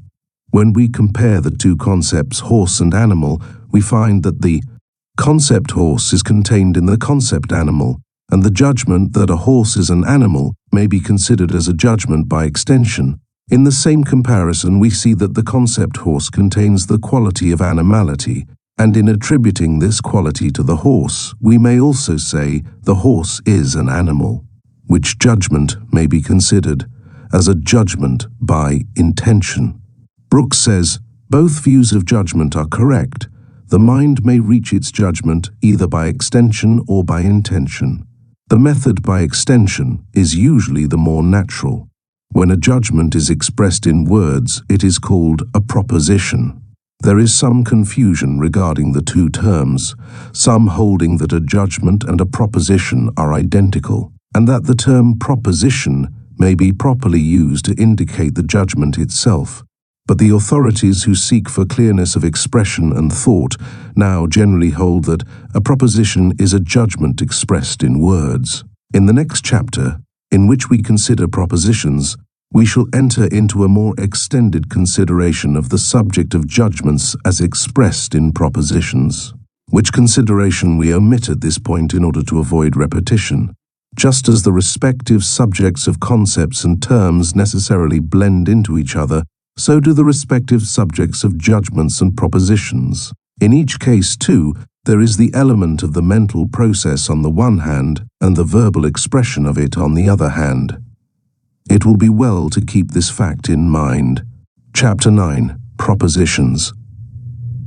We have seen that the first step of deductive reasoning is that which we call concepts. The second step is that which we call propositions. In logic, a proposition is a sentence or part of a sentence affirming or denying a connection between the terms, limited to express assertions rather than extended to questions and commands. Hislop defines a proposition as any affirmation or denial of an agreement between two conceptions. Examples of propositions are found in the following sentences: the rose is a flower, a horse is an animal, Chicago is a city, all of which are affirmations of agreement between the two terms involved. Also in a horse is not a zebra, pinks are not roses, the whale is not a fish, etc., which are denials of agreement between the terms. The parts of a proposition are the subject, or that of which something is affirmed or denied; the predicate, or the something which is affirmed or denied regarding the subject; and the copula, or the verb serving as a link between the subject and the predicate. In the proposition, man is an animal, the term man is the subject, the term an animal is the predicate, and the word is the copula. The copula is always some form of the verb to be in the present tense indicative in an affirmative proposition, and the same with the negative particle affixed in a negative proposition. The copula is not always directly expressed by the word is or is not, etc., but is instead expressed in some phrase which implies them. For instance, we say he runs, which implies he is running. In the same way, it may appear at times as if the predicate was missing, as in God is, by which is meant God is existing. In some cases, the proposition is inverted, the predicate appearing first in order, and the subject last, as in blessed are the peacemakers, or strong is truth. In such cases, judgment must be used in determining the matter, in accordance with the character and meaning of the terms. An affirmative proposition is one in which the predicate is affirmed to agree with the subject.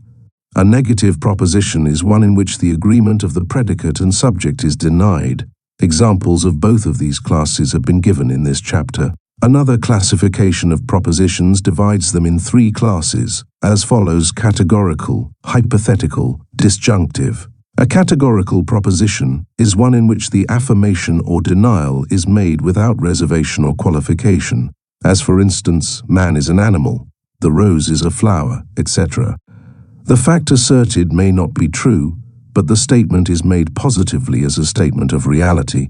A hypothetical proposition is one in which the affirmation or denial is made to depend upon certain conditions, circumstances or suppositions, as for instance, if the water is boiling hot, it will scald, or if the powder be damp, it will not explode, etc. Jevons says, hypothetical propositions may generally be recognized by containing the little word if, but it is doubtful whether they really differ much from the ordinary propositions. We may easily say that boiling water will scald and damp gunpowder will not explode, thus avoiding the use of the word if. A disjunctive proposition is one implying or asserting an alternative, and usually containing the conjunction or, sometimes together with either, as for instance, lightning is sheet or forked, arches are either round or pointed, angles are either obtuse, right-angled or acute. Another classification of propositions divides them in two classes as follows: universal, particular. A universal proposition is one in which the whole quantity of the subject is involved in the assertion or denial of the predicate. For instance, all men are liars, by which is affirmed that all of the entire race of men are in the category of liars, not some men, but all the men that are in existence. In the same way, the proposition, no men are immortal, is universal, for it is a universal denial. A particular proposition is one in which the affirmation or denial of the predicate involves only a part or portion of the whole of the subject, as for instance, some men are atheists, or some women are not vain, in which cases the affirmation or denial does not involve all or the whole of the subject. Other examples are a few men, etc., many people, etc., certain books, etc., most people, etc. Hyslop says, the signs of the universal proposition, when formally expressed, are all, every, each, any, and whole, or words with equivalent import. The signs of particular propositions are also certain adjectives of quantity, such as some, certain, a few, many, most, or such others as denote at least a part of a class. The subject of the distribution of terms in propositions is considered very important by logicians, and, as Hyslop says, has much importance in determining the legitimacy, or at least the intelligibility, of our reasoning and the assurance that it will be accepted by others. Some authorities favor the term qualification of the terms of propositions, but the established usage favors the term distribution. The definition of the logical term distribution is the distinguishing of a universal whole into its several kinds of species, the employment of a term to its fullest extent. The application of a term to its fullest extent, so as to include all significations or applications. A term of a proposition is distributed when it is employed in its fullest sense, that is to say, when it is employed so as to apply to each and every object, person, or thing included under it.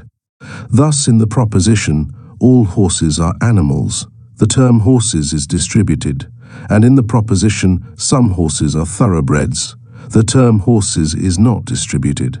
Both of these examples relate to the distribution of the subject of the proposition, but the predicate of a proposition also may or may not be distributed.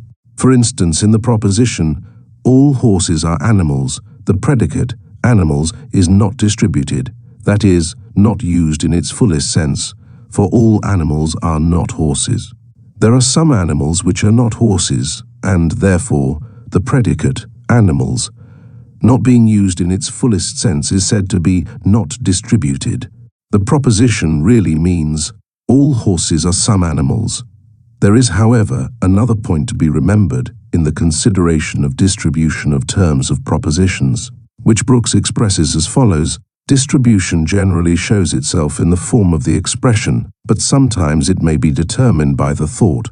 Thus, if we say, men are mortal, we mean all men, and the term men is distributed. But if we say books are necessary to a library, we mean not all books, but some books. The test of distribution is whether the term applies to each and every.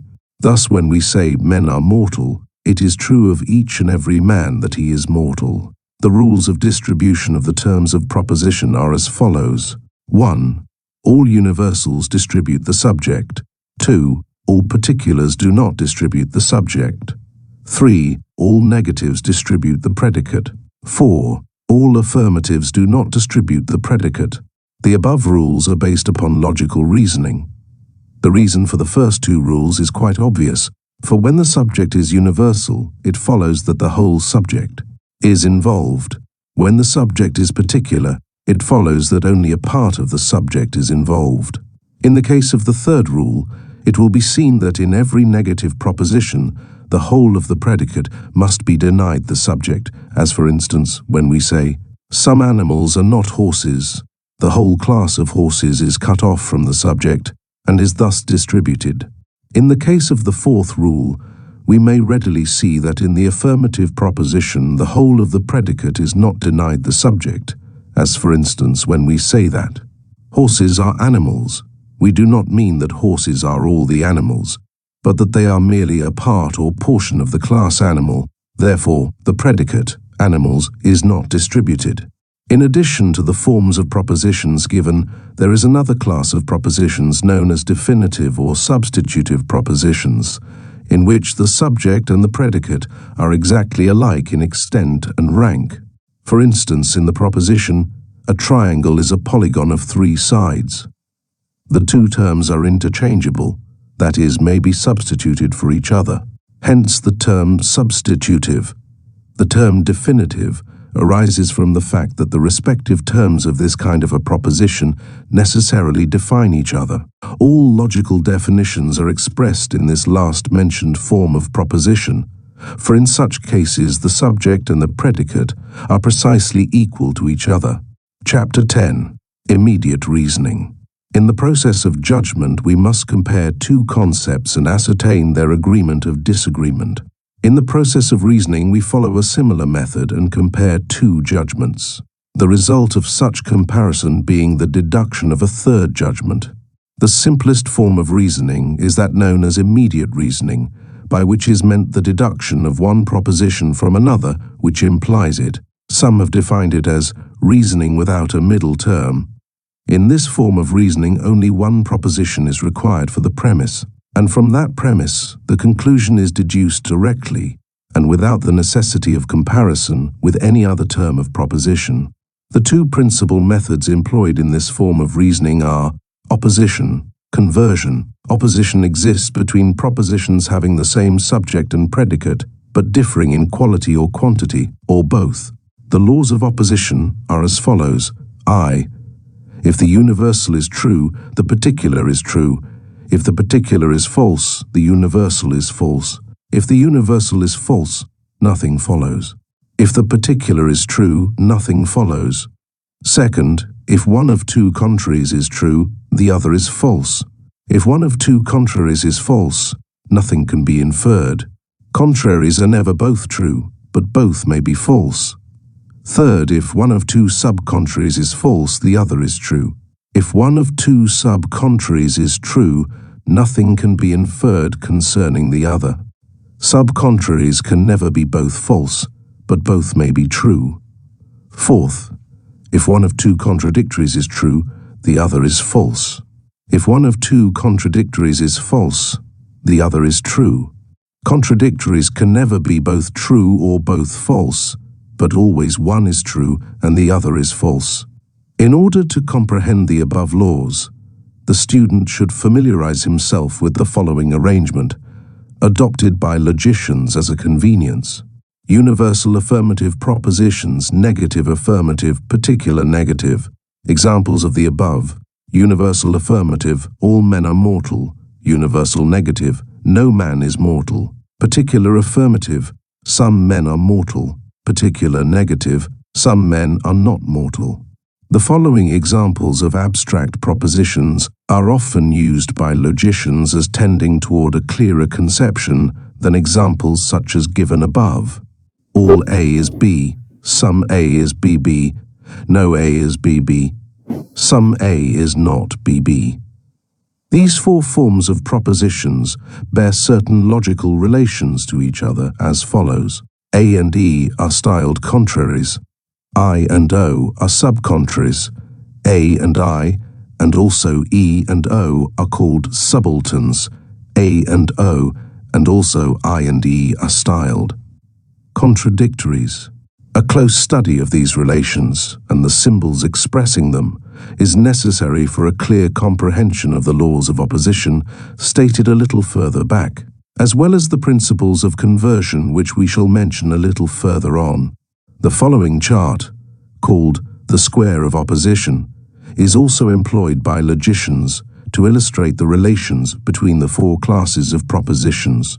A contraries E plus S C E O E N R T O S R T S U A C U B I B A D A L L T T E D E R I R N S C N S R T S T D O C R O I C E A's plus I sub-contraries O. Conversion is the process of immediate reasoning by which we infer from a given proposition another proposition having the predicate of the original for its subject and the subject of the original for its predicate. Or, stated in a few words, conversion is the transposition of the subject and predicate of a proposition. Propositions or judgments are converted when the subject and predicate change places in such a manner that the resulting judgment is an inference from the given judgment. The new proposition, resulting from the operation or conversion, is called the converse. The original proposition is called the convertend. As Brooks states it, The law of conversion is that no term must be distributed in the converse that is not distributed in the convertend. This arises from the obvious fact that nothing should be affirmed in the derived proposition than there is in the original proposition. There are three kinds of conversion, viz., simple conversion, conversion by limitation, conversion by contraposition. In simple conversion, there is no change in either quality or quantity. In conversion by limitation, the quality is changed from universal to particular. In conversion by negation, the quality is changed but not the quantity. Referring to the classification tables and symbols given in the preceding pages of this chapter, we may now proceed to consider the application of these methods of conversion to each of the four kinds of propositions as follows. The universal affirmative proposition is converted by limitation, or by a change of quality from universal to particular.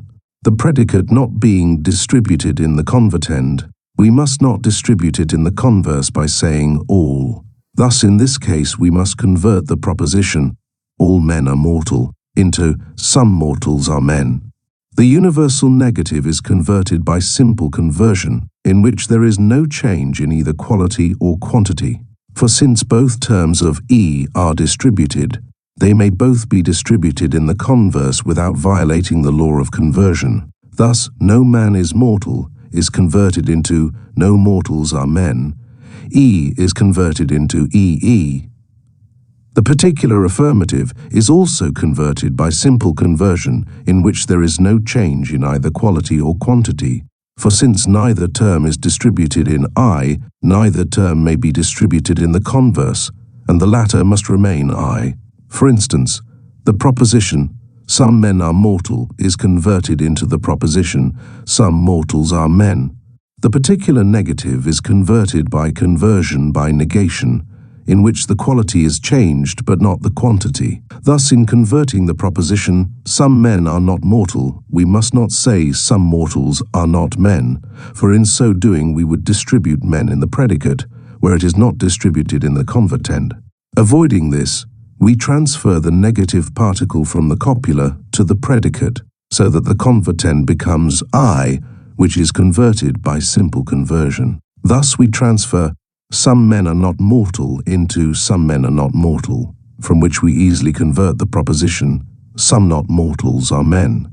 It will be well for students at this point to consider the three following fundamental laws of thought as laid down by the authorities, which are as follows. The law of identity, which states that the same quality or thing is always the same quality or thing, no matter how different the conditions in which it occurs. The law of contradiction, which states that no thing can at the same time and place both be and not be. The law of excluded middle, which states that everything must either be or not be. There is no other alternative or middle course. Of these laws, Prof. Jevons, a noted authority, says, students are seldom able to see at first their full meaning and importance. All arguments may be explained when these self-evident laws are granted, and it is not too much to say that the whole of logic will be plain to those who will constantly use these laws as the key. Chapter 11. Inductive reasoning. Inductive reasoning, as we have said, is the process of discovering general truth from particular truths, or inferring general laws from particular facts.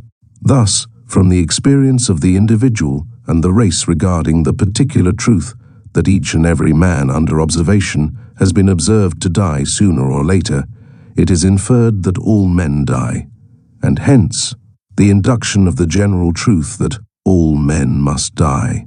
Or, as from experience, we know that the various kinds of metals expand when subjected to heat, we infer that all metals are subject to this law, and that consequently we may arrive by inductive reasoning at the conclusion that all metals expand when subjected to heat. It will be noticed that the conclusion arrived at in this way, by inductive reasoning, forms the fundamental premise in the process of deductive reasoning. As we have seen elsewhere, the two processes, inductive and deductive reasoning, respectively, are interdependent, resting upon one another. Jevons says of inductive reasoning, deductive reasoning, We inquire how we may gather the truth contained in some propositions called premises, and put into another proposition called the conclusion. We have not yet undertaken to find out how we can learn what propositions really are true, but only what propositions are true when other ones are true. All the acts of reasoning yet considered would be called deductive because we deduce or lead down the truth from premises to conclusion. It is an exceedingly important thing to understand deductive inference correctly, but it might seem to be still more important to understand inductive inference, by which we gather the truth of general propositions from facts observed as happening in the world around us. Halleck says, man has to find out through his own experience, or that of others, the major premises from which he argues or draws his conclusions. By induction, we examine what seems to us a sufficient number of individual cases. We then conclude that the rest of these cases, which we have not examined, will obey the same general law. Only after general laws have been laid down, after objects have been classified, after major premises have been formed, can deduction be employed. Strange as may now appear, it is a fact that until a comparatively recent period in the history of man, it was held by philosophers that the only way to arrive at all knowledge was by means of deductive reasoning, by the use of the syllogism. The influence of Aristotle was great, and men preferred to pursue artificial and complicated methods of deductive reasoning rather than to reach the truth by obtaining the facts from nature herself at first hand, and then inferring general principle from the facts so gathered. The rise of modern scientific methods of reasoning along the lines of inductive inference dates from about 1225 to 1300s. Roger Bacon was one of the first to teach that we must arrive at scientific truth by a process of observation and experimentation on the natural objects to be found on all sides. He made many discoveries by following this process. He was ably seconded by Galileo, who lived some 300 years later, and who also taught that many great general truths might be gained by careful observation and intelligent inference. Lord Francis Bacon, who lived about the same time as Galileo, presented in his Novum Organum many excellent observations and facts regarding the process of inductive reasoning and scientific thought. As Jevons says, inductive logic inquires by what manner of reasoning we can gather the laws of nature from the facts and events observed. Such reasoning is called induction, or inductive inquiry, and as it has actually been practiced by all the great discoverers in science, it consists in 4 steps. The 4 steps in inductive reasoning, as stated by Jevons, are as follows. First step, preliminary, observation. Second step, the making of hypotheses. Third step, deductive, reasoning. Fourth step, verification. It will be seen that the process of inductive reasoning is essentially a synthetic process, because it operates in the direction of combining and uniting particular facts or truths into general truths or laws which comprehend, embrace, and include them all.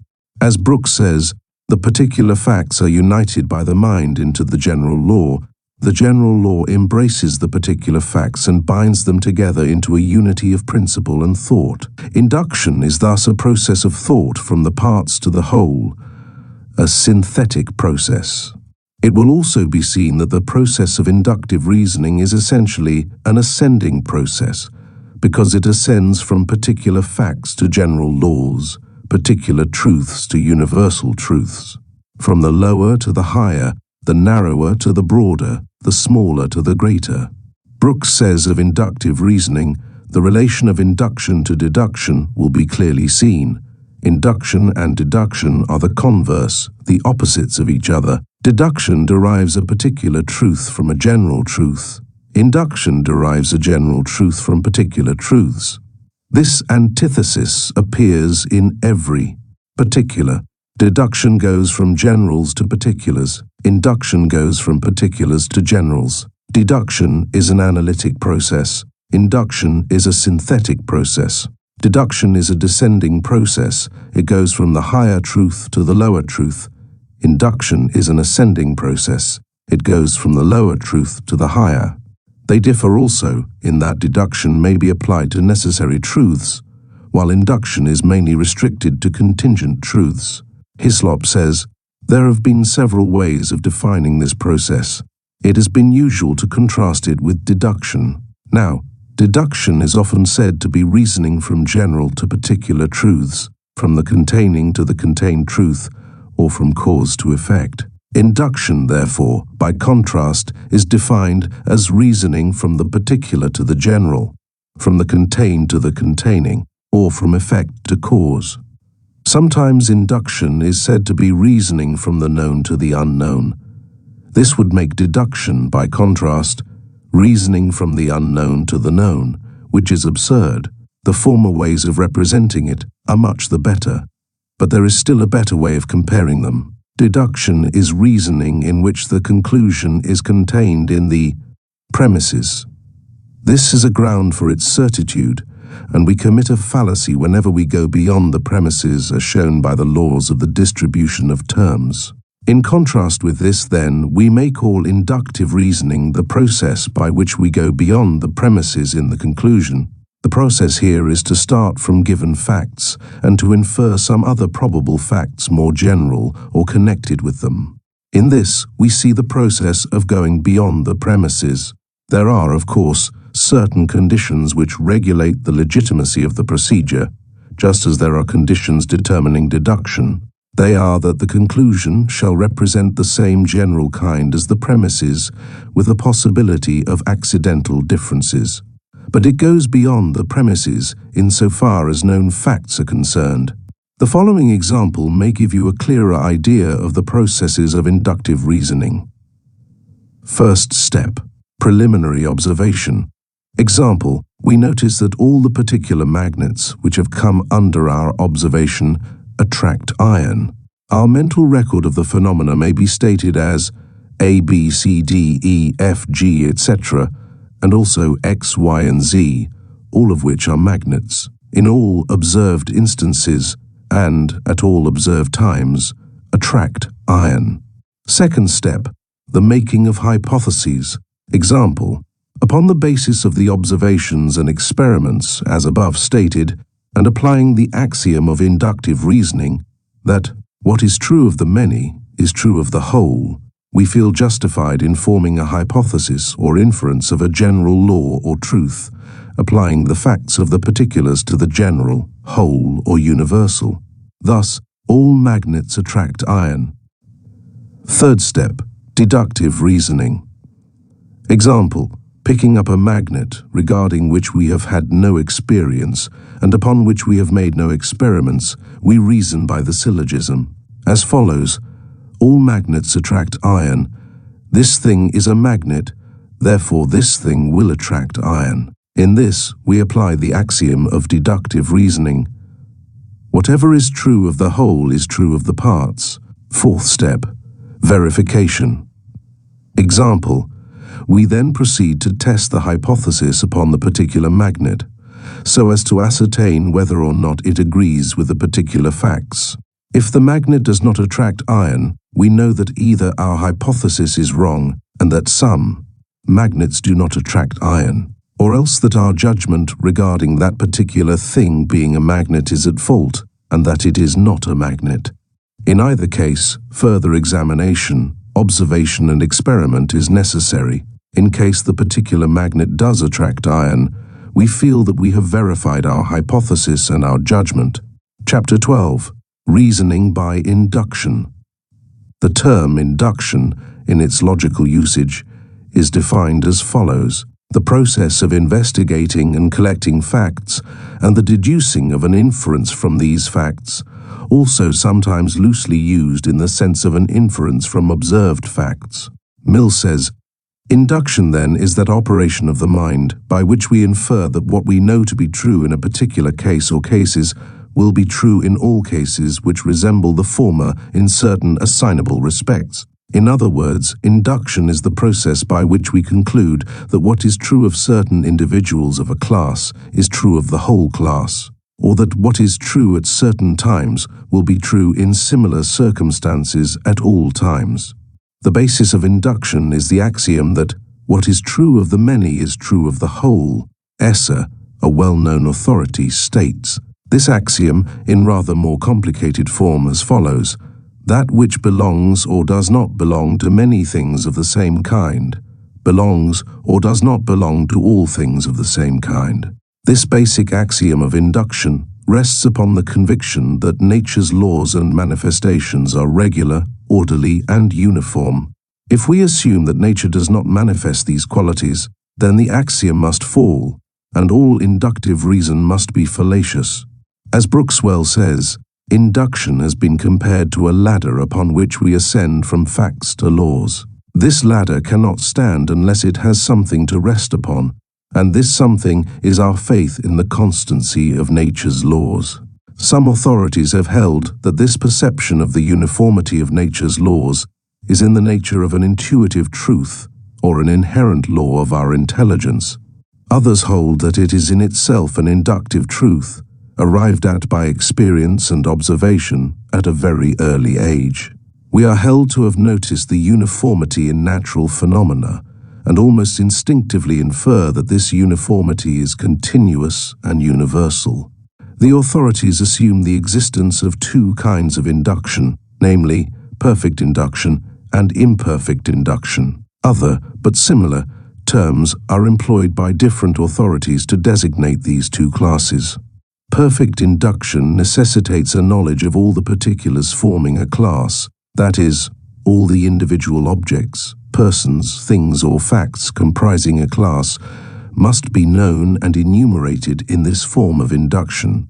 For instance, if we knew positively all of Brown's children, and that their names were John, Peter, Mark, Luke, Charles, William, Mary, and Susan, respectively, and that each and every one of them were freckled and had red hair, then, in that case, instead of simply generalizing and stating that John, Peter, Mark, Luke, Charles, William, Mary, and Susan, who are all of Brown's children, are freckled and have red hair, we would save words and state the inductive conclusion: all Brown's children are freckled and have red hair.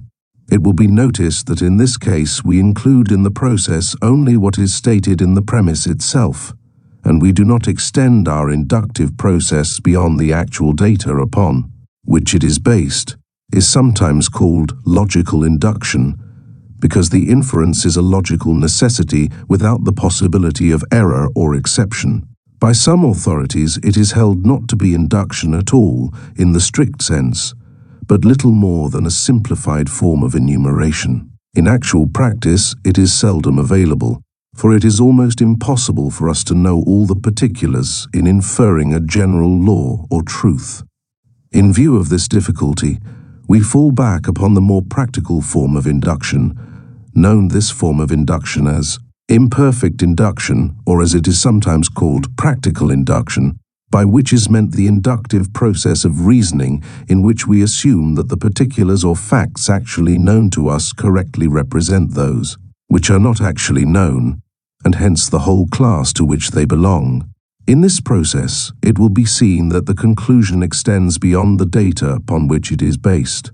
In this form of induction, we must actually employ the principle of the axiom: what is true of the many is true of the whole, that is, must assume it to be a fact, not because we know it by actual experience, but because we infer it from the axiom which also agrees with past experience. The conclusion arrived at may not always be true in its fullest sense, as in the case of the conclusion of perfect induction, but is the result of an inference based upon a principle which gives us a reasonable right to assume its truth in absence of better knowledge. In considering the actual steps in the process of inductive reasoning, we can do no better than to follow the classification of Jevons, mentioned in the preceding chapter, the same being simple and readily comprehended, and therefore preferable in this case to the more technical classification favored by some other authorities. Let us now consider these 4 steps. First step: preliminary observation. It follows that without the experience of oneself or of others in the direction of observing and remembering particular facts, objects, persons and things, we cannot hope to acquire the preliminary facts for the generalization and inductive inference necessary in inductive reasoning. It is necessary for us to form a variety of clear concepts or ideas of facts, objects, persons and things before we may hope to generalize from these particulars. In the chapters of this book devoted to the consideration of concepts, we may see the fundamental importance of the formation and acquirement of correct concepts. Concepts are the fundamental material for correct reasoning. In order to produce a perfect finished product, we must have perfect materials and a sufficient quantity of them. The greater the knowledge one possesses of the facts and objects of the outside world, the better able is he to reason therefrom. Concepts are the raw material which must feed the machinery of reasoning, and from which the final product of perfected thought is produced. As Halleck says, there must first be a presentation of materials. Suppose that we wish to form the concept fruit. We must first perceive the different kinds of fruit, cherry, pear, quince, plum, currant, apple, fig, orange, etc., before we can take the next step. We must be able to form distinct and accurate images of the various kinds of fruit. If the concept is to be absolutely accurate, not one kind of fruit must be overlooked. Practically this is impossible, but many kinds should be examined. Where perception is inaccurate and stinted, the products of thought cannot be trustworthy. No building is firm if reared on insecure foundations. In the process of preliminary observation, we find that there are two ways of obtaining a knowledge of the facts and things around us. These two ways are as follows. First, by simple observation, or the perception of the happenings which are manifested without our interference. In this way, we perceive the motion of the tides, the movement of the planets, the phenomena of the weather, the passing of animals, etc. Second, by the observation of experiment, or the perception of happenings in which we interfere with things and then observe the result. An experiment is a trial, proof, or test of anything, an act, operation, or process designed to discover some unknown truth, principle, or effect, or to test some received or reputed truth or principle. Hobbes says, to have had many experiments is what we call experience. Jevons says, experimentation is observation with something more, namely, regulation of the things whose behavior is to be observed. The advantages of experiment over mere observation are of two kinds. In the first place, we shall generally know much more certainly and accurately with what we are dealing when we make experiments than when we simply observe natural events. It is a further advantage of artificial experiments that they enable us to discover entirely new substances and to learn their properties. It would be a mistake to suppose that the making of an experiment is inductive reasoning and gives us without further trouble the laws of nature. Experiments only give us the facts upon which we may afterward reason. Experiments then merely give facts, and it is only by careful reasoning that we can learn when the same facts will be observed again. The general rule is that the same causes will produce the same effects. Whatever happens in one case will happen in all like cases, provided that they are really like, and not merely apparently so. When we have by repeated experiments tried the effect which all the surrounding things might have on the result, we can then reason with much confidence as to similar results in similar circumstances. In order that we may, from our observations and experiments, learn the law of nature and become able to foresee the future, we must perform the process of generalization. To generalize is to draw a general law from particular cases, and to infer that what we see to be true of a few things is true of the whole genus or class to which these things belong. It requires much judgment and skill to generalize correctly, because everything depends upon the number and character of the instances about which we reason. Having seen that the first step in inductive reasoning is preliminary observation, let us now consider the next steps in which we may see what we do with the facts and ideas which we have acquired by this observation and experiment. Chapter 13. Theory and hypotheses. Following Jevon's classification, we find that the second step in inductive reasoning is that called the making of hypotheses. A hypothesis is a supposition, proposition, or principle assumed or taken for granted in order to draw a conclusion or inference in proof of the point or question. A proposition assumed or taken for granted, though not proved, for the purpose of deducing proof of a point in question. It will be seen that a hypothesis is merely held to be possibly or probably true, and not certainly true. It is in the nature of a working assumption, whose truth must be tested by observed facts. The assumption may apply either to the cause of things or to the laws which govern things. Akin to a hypothesis, and by many people confused in meaning with the latter, is what is called a theory.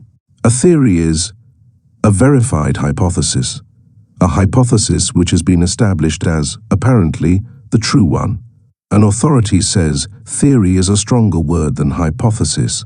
A theory is founded on principles which have been established on independent evidence. A hypothesis merely assumes the operation of a cause which would account for the phenomena, but has not evidence that such cause was actually at work. Metaphysically, a theory is nothing but a hypothesis supported by a large amount of probable evidence. Brooks says, when a hypothesis is shown to explain all the facts that are known, these facts being varied and extensive, it is said to be verified and becomes a theory. Thus we have the theory of universal gravitation, the Copernican theory of the solar system, the undulatory theory of light, etc., all of which were originally mere hypotheses.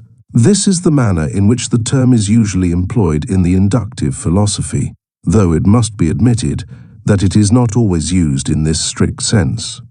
Discarded hypotheses are often referred to as theories, and that which is actually a theory is sometimes called a hypothesis. The steps by which we build up a hypothesis are numerous and varied. In the first place, we may erect a hypothesis by the methods of what we have described as perfect induction or logical induction. In this case, we proceed by simple generalization or simple enumeration. The example of the freckled, red-haired children of Brown, mentioned in a previous chapter, explains this method. It requires the examination and knowledge of every object or fact of which the statement or hypothesis is made. Hamilton states that it is the only induction which is absolutely necessitated by the laws of thought. It does not extend further than the plane of experience. It is akin to mathematical reasoning. Far more important is the process by which hypotheses are erected by means of inferences from imperfect induction, by which we reason from the known to the unknown, transcending experience, and making true inductive inferences from the axiom of inductive reasoning. This process involves the subject of causes. Jevon says, the cause of an event is that antecedent or set of antecedents from which the event always follows. People often make much difficulty about understanding what the cause of an event means, but it really means nothing beyond the things that must exist before in order that the event shall happen afterward. Causes are often obscure and difficult to determine. The following 5 difficulties are likely to arise. I. The cause may be out of our experience and is therefore not to be understood. 2. Causes often act conjointly, so that it is difficult to discover the one predominant cause by reason of its associated causes. 3rd, often the presence of a counteracting or modifying cause may confuse us. 4. Often a certain effect may be caused by either of several possible causes. 5th, that which appears as a cause of a certain effect may be but a co-effect of an original cause. Mill formulated several tests for ascertaining the causal agency in particular cases in view of the above stated difficulties. These tests are as follows: the method of agreement, the method of difference, the method of residues, and the method of concomitant variations. The following definitions of these various tests are given by Atwater as follows. Method of agreement. If, whenever a given object or agency is present without counteracting forces, a given effect is produced, there is a strong evidence that the object or agency is the cause of the effect. Method of difference: if, when the supposed cause is present, the effect is present, and when the supposed cause is absent, the effect is wanting, there being in neither case any other agents present to effect the result, we may reasonably infer that the supposed cause is the real one. Method of residue: when in any phenomena we find a result remaining after the effects of all known causes are estimated, we may attribute it to a residual agent not yet reckoned. Method of concomitant variations: when a variation in a given antecedent is accompanied by a variation of a given consequent, they are in some manner related as cause and effect.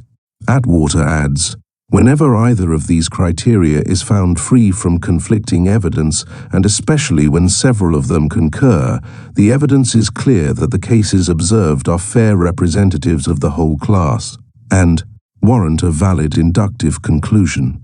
Jevons gives us the following valuable rules. I. Whenever we can alter the quantity of the things experimented on, we can apply a rule for discovering which are causes and which are effects. As follows: we must vary the quantity of one thing, making it at one time greater and at another time less. And if we observe any other thing which varies just at the same times, it will in all probability be an effect. Consequently, there is a simple rule, by following which we can judge whether changes are connected together as causes and effects. As follows: those things which change in exactly equal times are in all likelihood connected when things vary regularly and free together. Third, it is very difficult to explain how it is that we can ever reason from one thing to a class of things by generalization, when we cannot be sure that the things resemble each other in the important points. Upon what grounds do we argue? We have to get a general law from particular facts. This can only be done by going through all the steps of inductive reasoning. Having made certain observations, we must frame hypotheses as to the circumstances or laws from which they proceed. Then we must reason deductively, and after verifying the deductions in as many cases as possible, we shall know how far we can trust similar deductions concerning future events.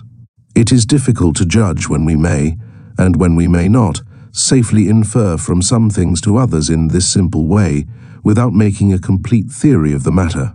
The only rule that can be given to assist us is that if things resemble each other in a few properties only, we must observe many instances before inferring that these properties will always be joined together in other cases. Chapter 14. Making and Testing Hypotheses. The older philosophers and logicians were often at a loss how to reasonably account for the origin of hypotheses. It will be seen, after giving the matter a little thought, that the actual formation of the hypothesis is more than a mere grouping together or synthesis of facts or ideas. There is another mental process which actually evolves the hypothesis or theory, which gives a possible reason. What is this mental process? Let us consider the matter. Brooks Wells says, "The hypotheses of science originate in what is called anticipation. They are not the result of a mere synthesis of facts, for no combination of facts can give the law or cause. We do not see the law, we see the facts, and the mind thinks the law. By the power of anticipation, the mind often leaps from a few facts to the cause which produces them, or the law which governs them.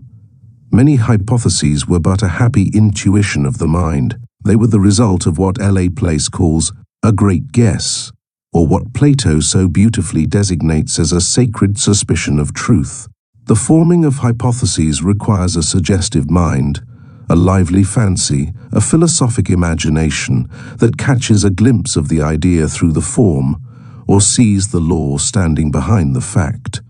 The student of the new psychology sees in the mental operation of the forming of the hypothesis, the mind thinking the law, but an instance of the operation of the activities of the subconscious mind, or even the superconscious mind. Not only does this hypothesis give the explanation which the old psychology has failed to do, but it agrees with the ideas of others on the subject as stated in the above quotation from Brooks, and moreover agrees with many recorded instances of the formation of great hypotheses. Sir W.M. Hamilton discovered the very important mathematical law of quaternions while walking one day in the Dublin Observatory. He had pondered long on the subject, but without result. But finally, on that eventful day, he suddenly felt the galvanic circle of thought close, and the result was the realization of the fundamental mathematical relations of the problem. Berthelot, the founder of synthetic chemistry, has testified that the celebrated experiments which led to his remarkable discoveries were seldom the result of carefully followed lines of conscious thought or pure reasoning processes, but instead came to him of their own accord, so to speak, as from a clear sky. In these and many other similar instances, the mental operation was undoubtedly purely subjective and subconscious. Dr. Hudson has claimed that the subjective mind cannot reason inductively and that its operations are purely and distinctly deductive, but the testimony of many eminent scientists, inventors and philosophers is directly to the contrary. In this connection, the following quotation from Thomson is interesting.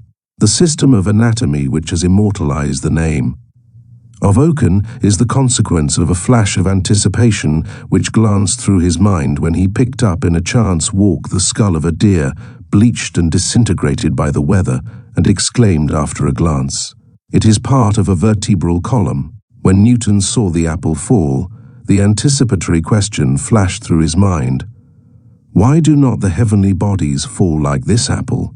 In neither case had accident any important share. Newton and Oken were prepared by the deepest previous study to seize upon the unimportant fact offered to them, and to show how important it might become, and if the apple and the deer skull had been wanting, some other falling body or some other skull would have touched the string so ready to vibrate. But in each case there was a great step of anticipation. Oken thought he saw a type of the whole skeleton in a single vertebra, while Newton conceived at once that the whole universe was full of bodies tending to fall. The discovery of Goethe, which did for the vegetable kingdom what Oken did for the animal, that the parts of a plant are to be regarded as metamorphosed leaves, is an apparent exception to the necessity of discipline for invention, since it was the discovery of a poet in a region to which he seemed to have paid no especial or laborious attention. But Goethe was himself most anxious to rest the basis of this discovery upon his observation rather than his imagination, and doubtless with good reason.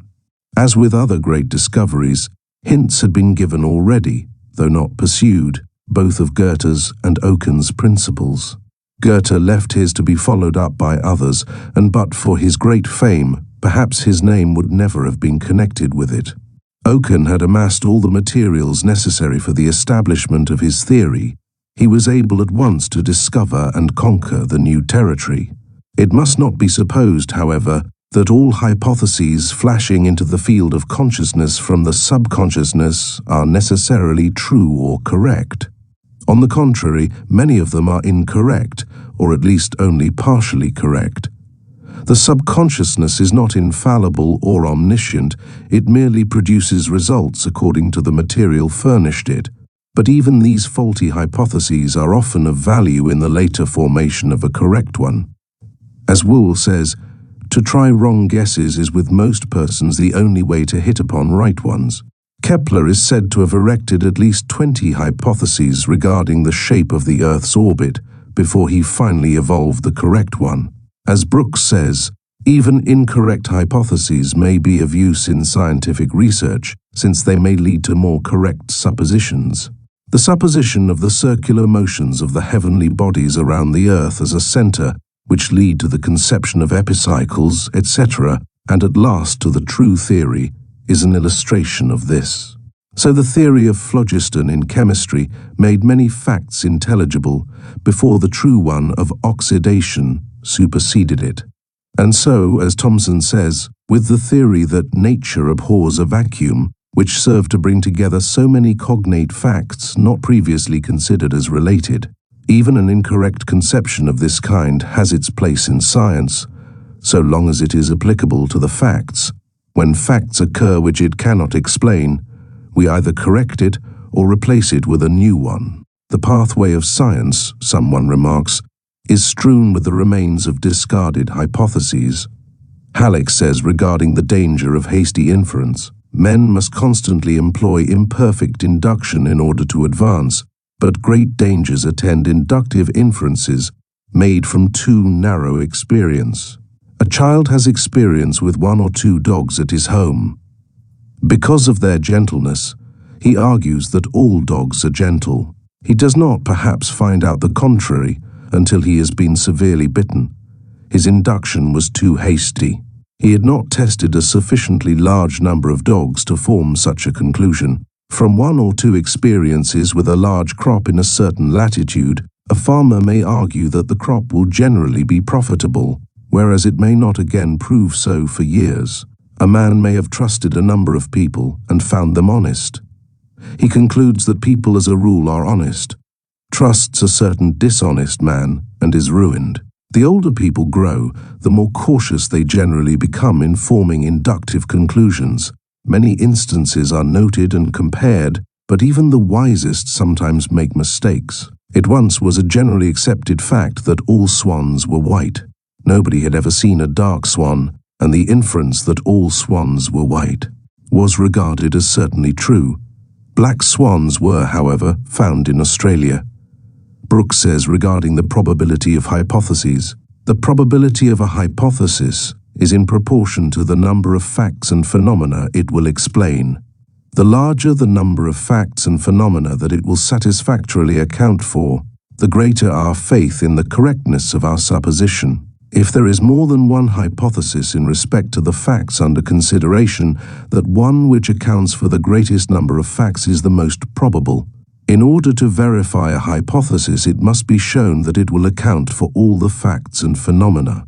If these facts are numerous and varied, and the subject is so thoroughly investigated that it is quite certain that no important class of facts has been overlooked, the supposition is regarded as true, and the hypothesis is said to be verified. Thus, the hypothesis of the daily rotation of the Earth on its axis to account for the succession of day and night is accepted as absolutely true. This is the view taken by Dr. Whewell and many other thinkers in respect to the verification of a hypothesis. Some writers, however, as Mill and his school, maintain that in order to verify a hypothesis, we must show not only that it explains all the facts and phenomena, but that there is no other possible hypothesis which will account for them. The former view of verification is regarded as the correct one. By the latter view, it is evident that a hypothesis could never be verified. Jevons says, "In the 4th step, we proceed to compare these deductions with the facts already collected, or when necessary and practicable, we make new observations and plan new experiments, so as to find out whether the hypothesis agrees with nature. If we meet with several distinct disagreements between our deductions and our observations, it will become likely that the hypothesis is wrong, and we must then invent a new one. In order to produce agreement, it will sometimes be enough to change the hypothesis in a small degree. When we get hold of a hypothesis which seems to give results agreeing with a few facts, we must not at once assume that it is certainly correct. We must go on making other deductions from it under various circumstances, and, whenever it is possible, we ought to verify these results. That is, compare them with facts observed through the senses.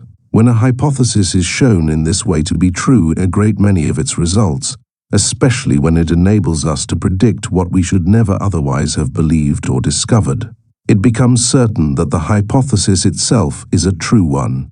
Sometimes it will happen that 2 or even 3 quite different hypotheses all seem to agree with certain facts, so that we are puzzled which to select. When there are thus 2 hypotheses, one as good as the other, we need to discover some fact or thing which will agree with one hypothesis and not with the other, because this immediately enables us to decide that the former hypothesis is true and the latter false. In the above statements regarding the verification of hypotheses, we see references made to the testing of the latter upon the facts of the case. These facts may be either the observed phenomena or facts apparent to the perception, or else facts obtained by deductive reasoning. The latter may be said to be facts which are held to be true if the hypothesis be true. Thus, if we erect the hypothesis that all men are mortal, we may reason deductively that it will follow that each and every thing that is a man must die sooner or later.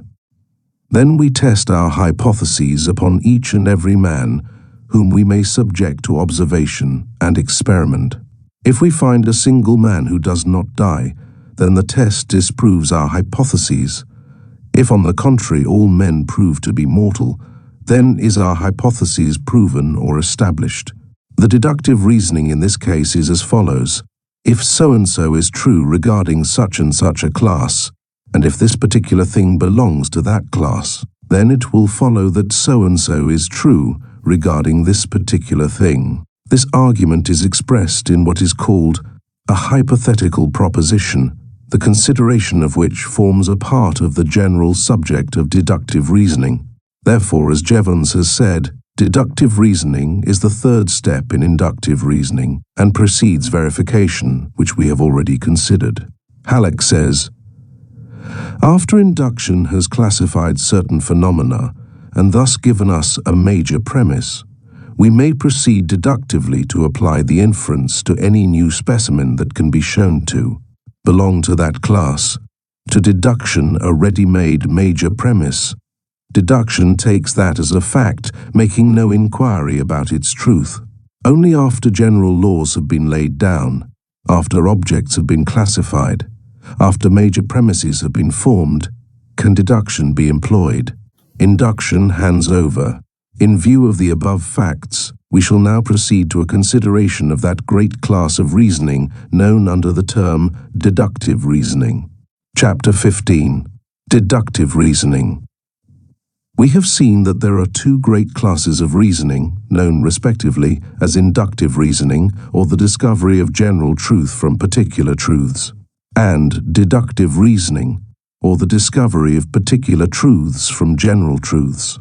As we have said, deductive reasoning is the process of discovering particular truths from a general truth. Thus, from the general truth embodied in the proposition, all horses are animals, when it is considered in connection with the secondary proposition that Dobbin is a horse, we are able to deduce the particular truth that Dobbin is an animal. Or, in the following case, we deduce a particular truth from a general truth as follows. All mushrooms are good to eat. This fungus is a mushroom, therefore, this fungus is good to eat. A deductive argument is expressed in a deductive syllogism. Jevons says regarding the last stated illustration, here are three sentences which state three different facts, but when we know the two first facts, we learn or gather the third fact from the other two. When we thus learn one fact from other facts, we infer or reason, and we do this in the mind. Reasoning thus enables us to ascertain the nature of a thing without actual trial. If we always needed to taste a thing before we could know whether it was good to eat or not, cases of poisoning would be alarmingly frequent. But the appearance and peculiarities of a mushroom may be safely learned by the eye or the nose, and reasoning upon this information and the fact already well known that mushrooms are good to eat, we arrive without any danger or trouble at the conclusion that the particular fungus before us is good to eat. To reason, then, is to get some knowledge from other knowledge.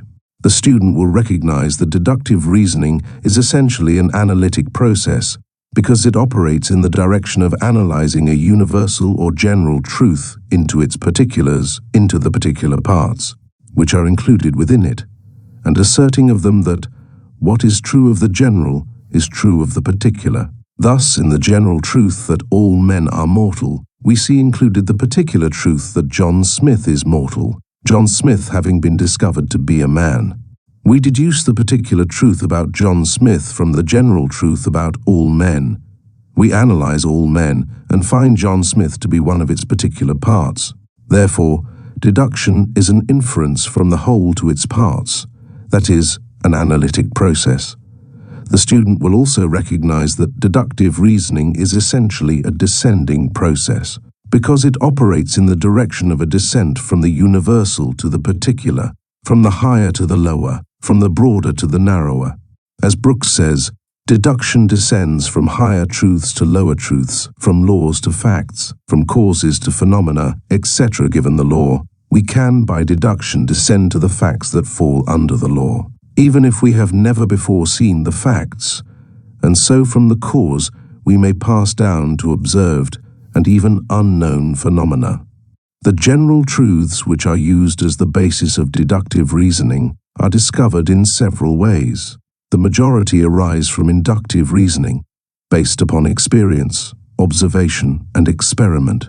For instance, in the examples given above, we could not truthfully assert our belief that all horses are animals, unless we had previously studied both the horse and animals in general. Nor without this study could we state that Dobbin is a horse, nor could we, without previous study, experience and experiment truthfully assert that all mushrooms are good to eat, or that this fungus is a mushroom, and that therefore this fungus is good to eat.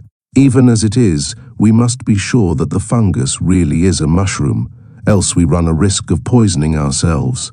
General truths of this kind are not intuitive by any means, but are based upon our own experience or the experience of others. There is a class of general truths which are called intuitive by some authorities. Halleck says of these, some psychologists claim that we have knowledge obtained neither through induction nor deduction, that we recognize certain truths the moment we perceive certain objects without any process of inference. Under the head of intuitive knowledge are classified such cases as the following. We perceive an object and immediately know that it is a time relation, as existing now and then. We are said to have an intuitive concept of time, when we are told that the whole is greater than a part, that things equal to the same thing are equal to each other, that a straight line cannot enclose space. We immediately or intuitively recognize the truth of these statements. Attempts at proof do not make us feel surer of their truth. We say that it is self-evident, or that we know the fact intuitively. The axioms of mathematics and logic are said to be intuitive. Another class of authorities, however, deny the nature of intuitive knowledge of truth or intuitive truths. They claim that all our ideas arise from sensation and reflection, and that what we call intuition is merely the result of sensation and reflection reproduced by memory or heredity. They hold that the intuitions of animals and men are simply the representation of experiences of the race or individual, arising from the impressions stored away in the subconsciousness of the individual. Halleck states regarding this school likens intuition to instinct.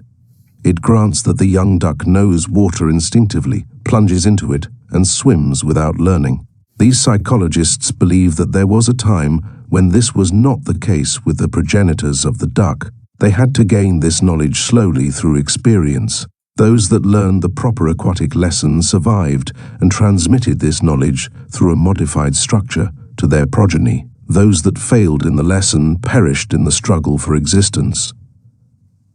This school claims that the intuition of cause and effect arose in the same way.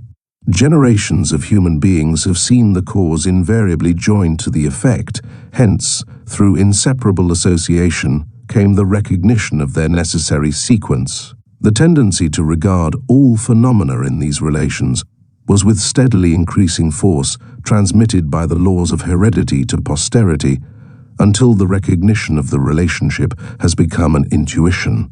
Another class of general truths is merely hypothetical.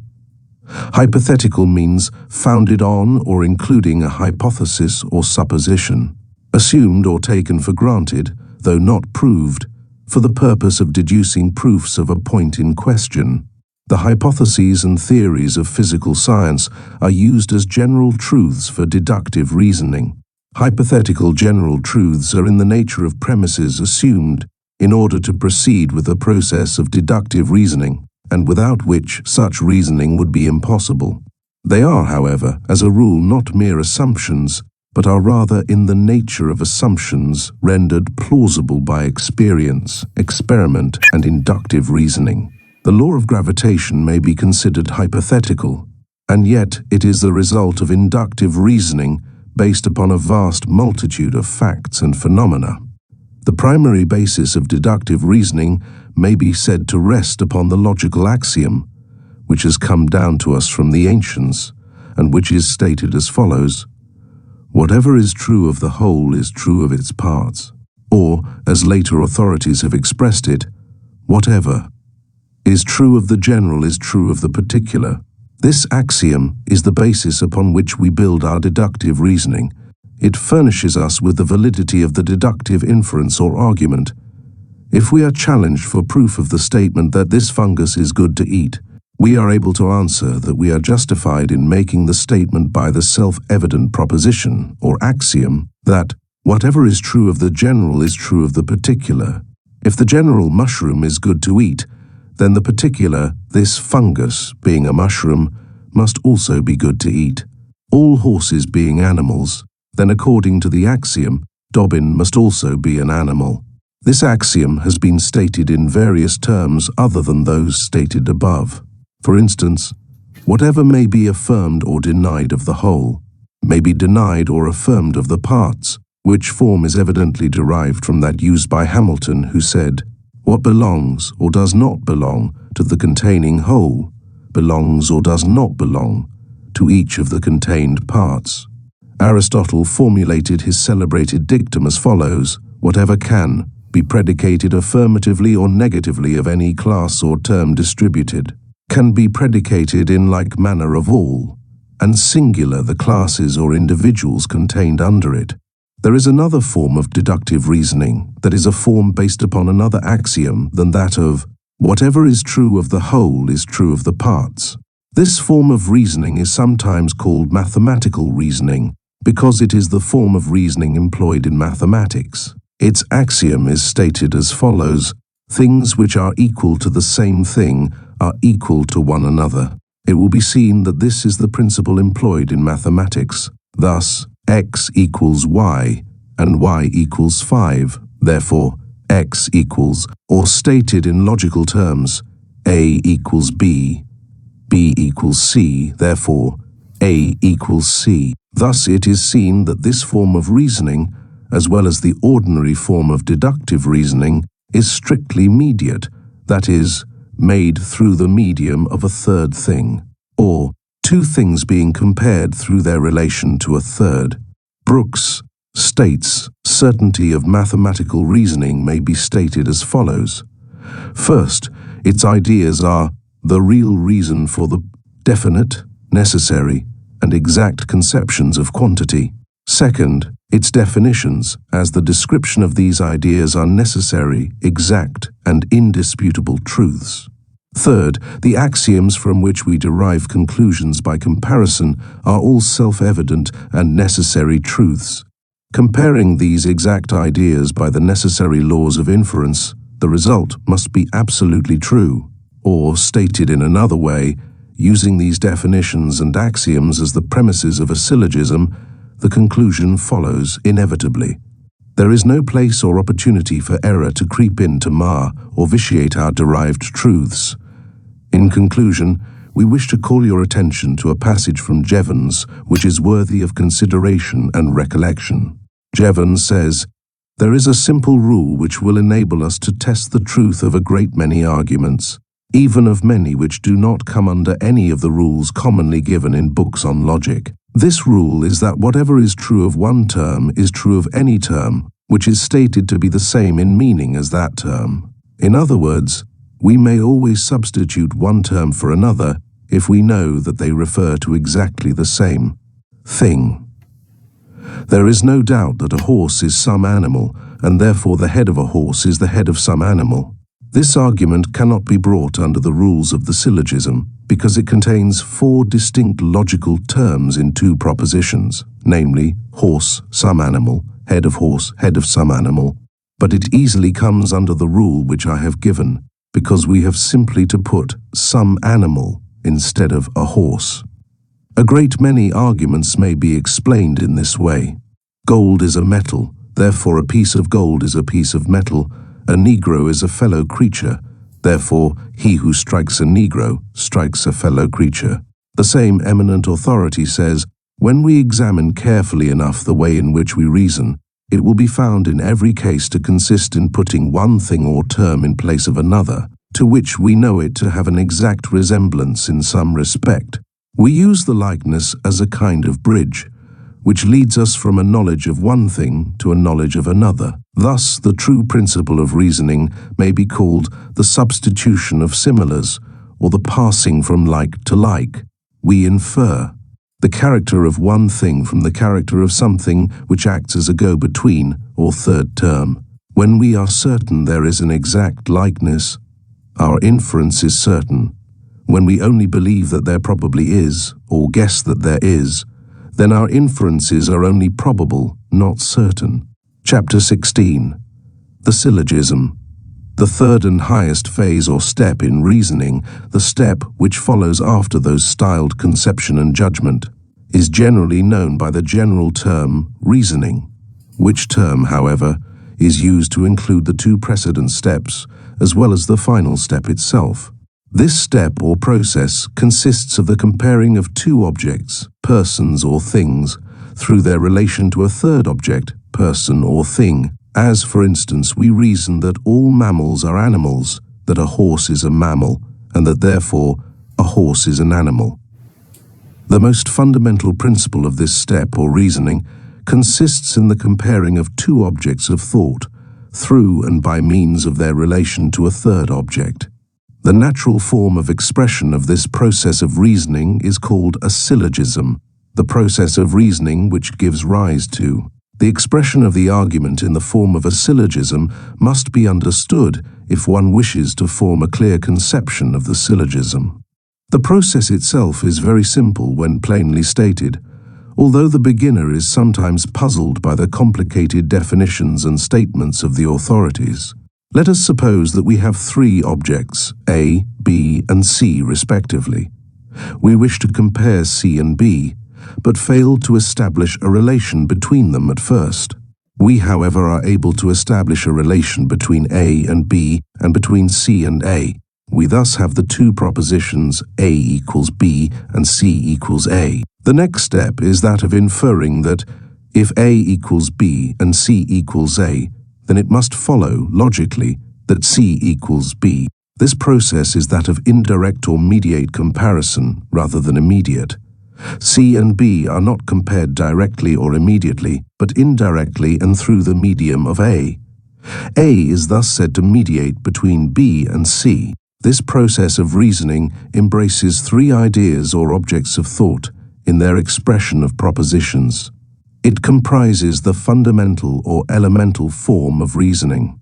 As Brooks says, the simplest movement of the reasoning process is the comparing of two objects through their relation to a third.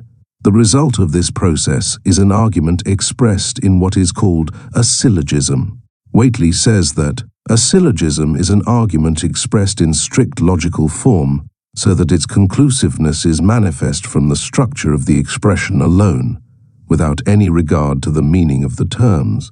Brooks says, all reasoning can be, and naturally is expressed in the form of the syllogism.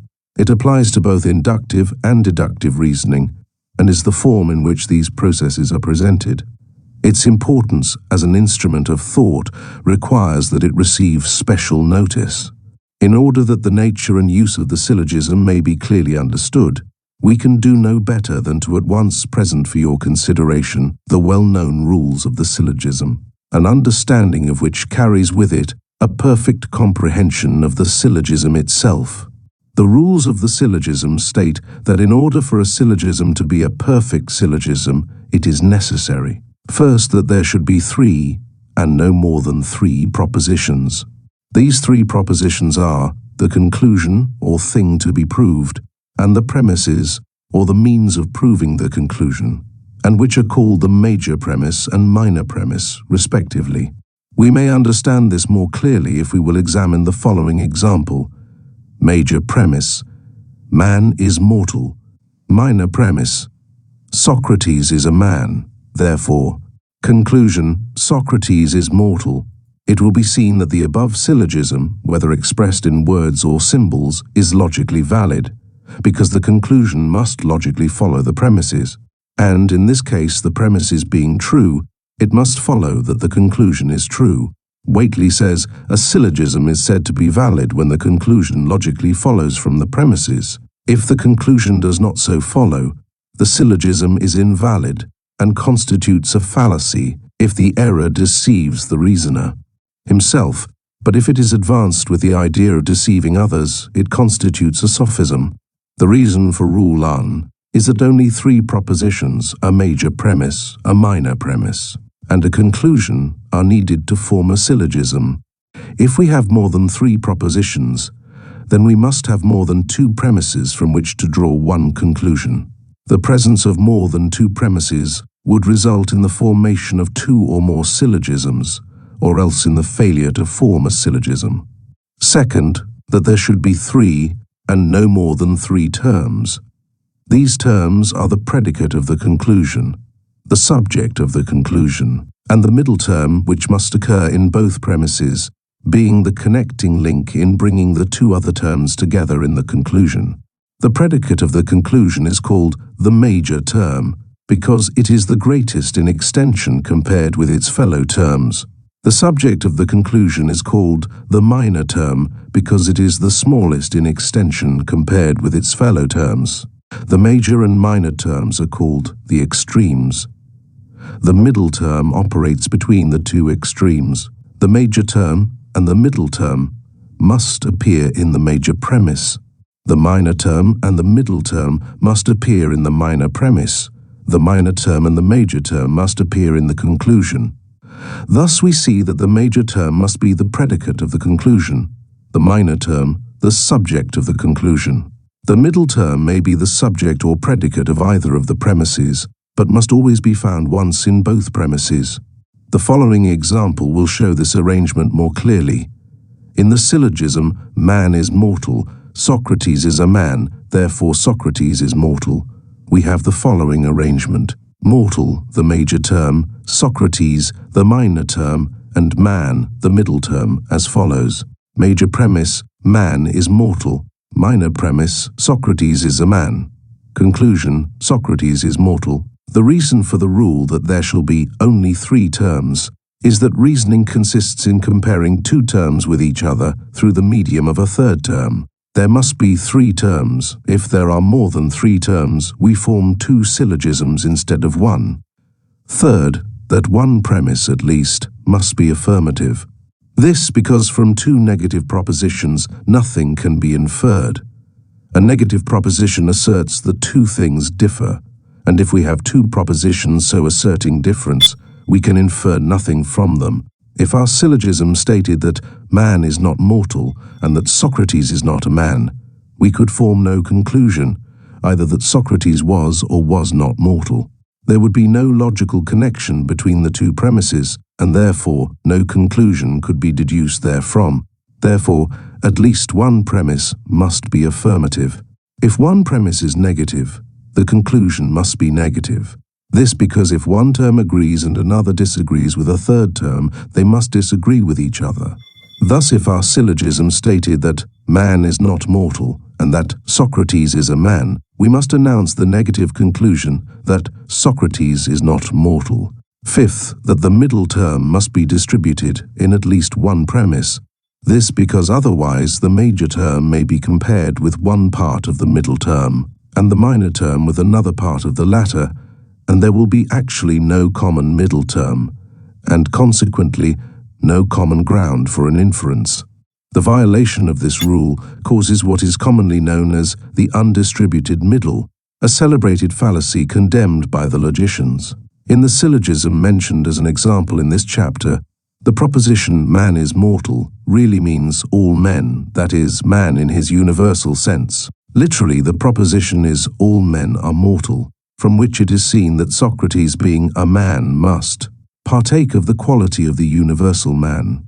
If the syllogism instead read, some men are mortal, it would not follow that Socrates must be mortal, he might or might not be so. Another form of this fallacy is shown in the statement that white is a color, black is a color, hence black must be white. The 2 premises really mean white is some color, black is some color. and not that either is all colors. Another example is, men are bipeds, birds are bipeds, hence men are birds.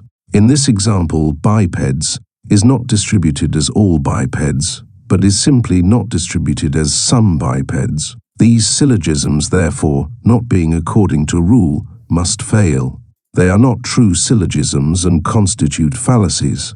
To be distributed, the middle term must be the subject of a universal proposition, or the predicate of a negative proposition. To be undistributed, it must be the subject of a particular proposition, or the predicate of an affirmative proposition. Sixth, that an extreme, if undistributed in a premise, may not be distributed in the conclusion. Illogical and unreasonable to assert more in the conclusion than we find in the premises. It would be most illogical to argue that all horses are animals, no man is a horse, therefore no man is an animal. The conclusion would be invalid, because the term animal is distributed in the conclusion, while it is not distributed in the premise. This because it would be. As we have said before, any syllogism which violates any of the above 6 syllogisms is invalid and a fallacy. There are 2 additional rules which may be called derivative. Any syllogism which violates either of these 2 derivative rules also violates one or more of the first 6 rules, as given above in detail. The 2 derivative rules of the syllogism are as follows. 7th, that one premise at least must be universal. This because from 2 particular premises no conclusion can be drawn. 8th, that if one premise is particular, the conclusion must be particular also, because only a universal conclusion can be drawn from 2 universal premises. The principles involved in these 2 derivative rules may be tested by stating syllogisms violating them. They contain the essence of the other rules, and every syllogism which breaks them will be found to also break one or more of the other rules given. Chapter 17. Varieties of Syllogisms. The authorities in logic hold that with the 4 kinds of propositions grouped in every possible order of arrangement, it is possible to form 19 different kinds of valid arguments, which are called the 19 moods of the syllogism. These are classified by division into what are called the 4 figures, each of which figures may be known by the position of the middle term in the premises. Logicians have arranged elaborate and curious tables constructed to show what kinds of propositions, when joined in a particular order of arrangement, will make sound and valid syllogisms. We shall not set forth these tables here, as they are too technical for a popular presentation of the subject before us, and because they are not necessary to the student who will thoroughly familiarize himself with the above-stated laws of the syllogism and who will therefore be able to determine in every case whether any given argument is a correct syllogism or otherwise. In many instances of ordinary thought and expression, the complete syllogistic form is omitted or not stated at full length. It is common usage to omit one premise of a syllogism in ordinary expression, the missing premise being inferred by the speaker and hearer.